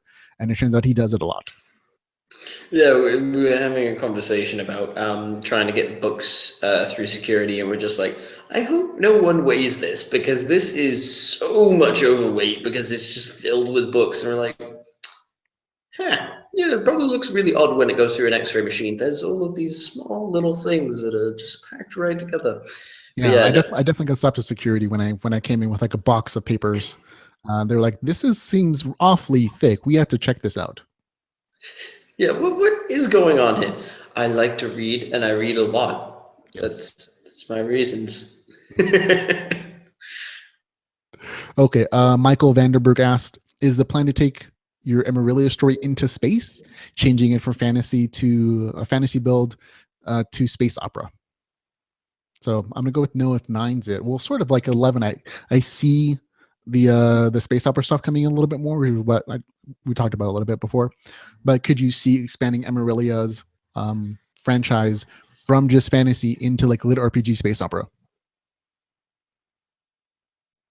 um, the one thing that I've tried when dealing with the science fiction elements was to always it has a basis in fantasy, so everything's been built out of a fantasy based magical coding system, Right. soul gems, mithril, like that kind of thing. So while it might sound like science fiction at times, it's just really highly evolved science fiction that turned into fantasy that turned back into science fiction. There you go. So That sounds like a conundrum. there you go. So I think you could actually change it into like book 11 is the end of this series, but like going on in the future, like when you want to revisit this series, you don't necessarily have to be stuck with the fantasy setting. Like you can still do like science fiction fantasy, like basically space opera with magical components. I mean, you think of what Michael Scott Earl is doing with Space Knight. That's kind of what he's doing. Like he's telling a space opera story, but he's still including like the magical elements and like but he's justifying with like sci-fi space words and like science fiction justification. Because there's that old saying that any advanced technology to people who aren't familiar with it would appear indistinguishable from magic if it's advanced enough, right? And so that's the kind of core concept behind like combining fantasy and magic with space stuff and like science fiction, fantasy, space opera things.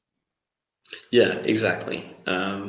No, yeah, it could be turned into very easily something that's based in space. Yeah, In but that's another not your plan series. currently, right? Not currently, but I'm keeping that close to the chest. But we'll have to see in a couple months or so.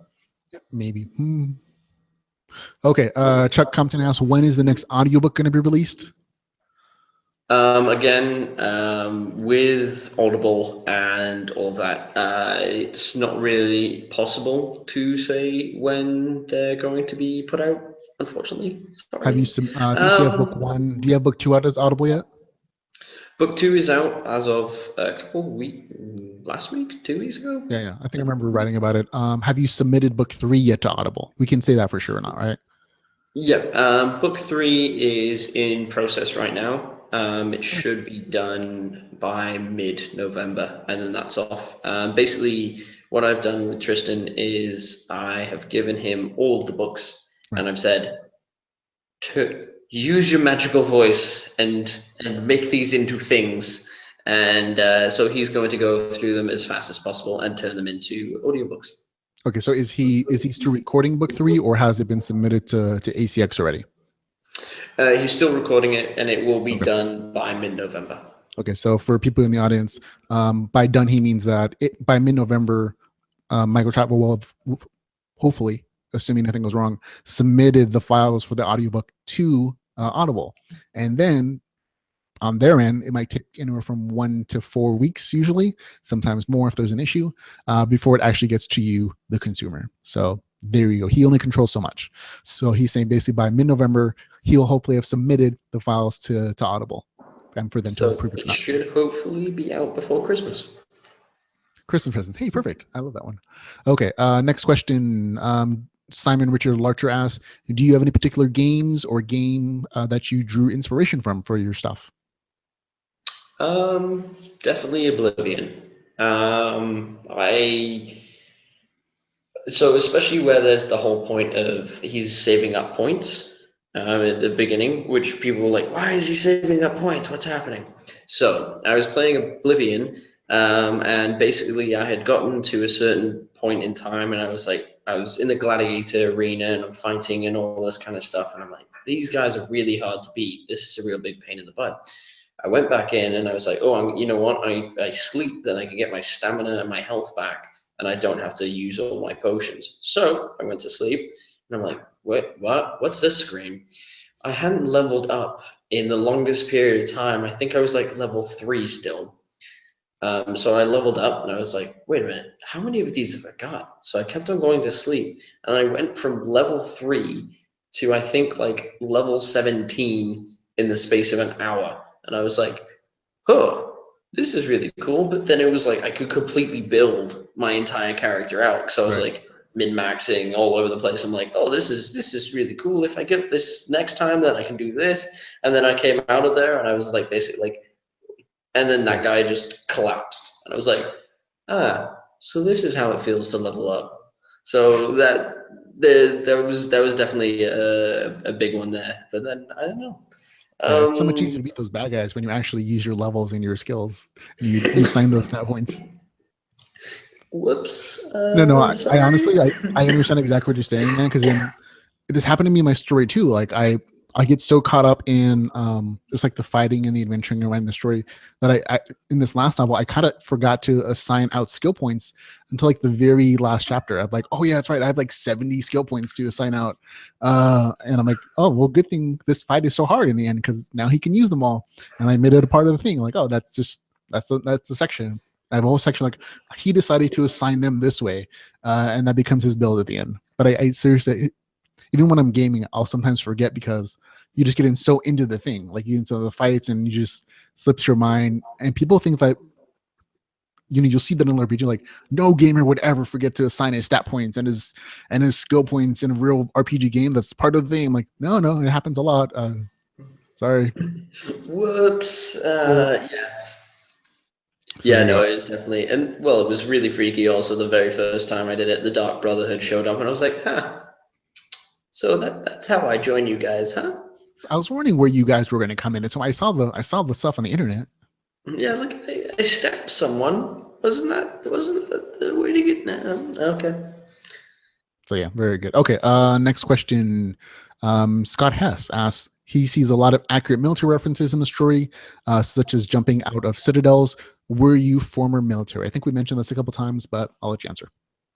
Yep. So I was in the army for 5 or so years. So yeah, I bring a lot of the military stuff with me into that kind of area. There you go. Asked and answered. Let's see. Luke Chimilenko asks, I think he's actually our last question. Yeah, last question for the audience. When are you coming home again? I'm hungry, and he needs someone to drink with. Don Chapman has an amendment to that comment. She says, no, he has to come to see me first. I want to try to drink him under the table. Well, I'll be back soon enough, Luke. Like you and Luke Luke. actually hung out. Like Luke Chimilenko, for those who don't know, he's the author of Ascend Online. He's also Canadian, and so you and him actually hang out sometimes. Yes. So interestingly enough, the city that he lives in is the city that my dad lives in. So whenever I go see my dad, I'm like, "Hey, Luke, do you want to get a beer and talk books?" And he's like, "Yeah." And we have a great time because I think at the at DragonCon we were the only two bearded authors that were from LitRPG, and we're both from Canada, and we're just like, so, how's it going, Atlanta? This is good fun. But yeah.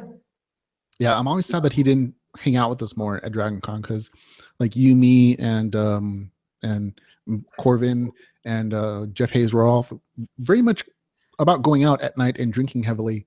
And honestly, that's the most drinking I've done in the last like 10 years, maybe even more in my entire life. Like that weekend, and I realized later, like I forgot to pay for drinks.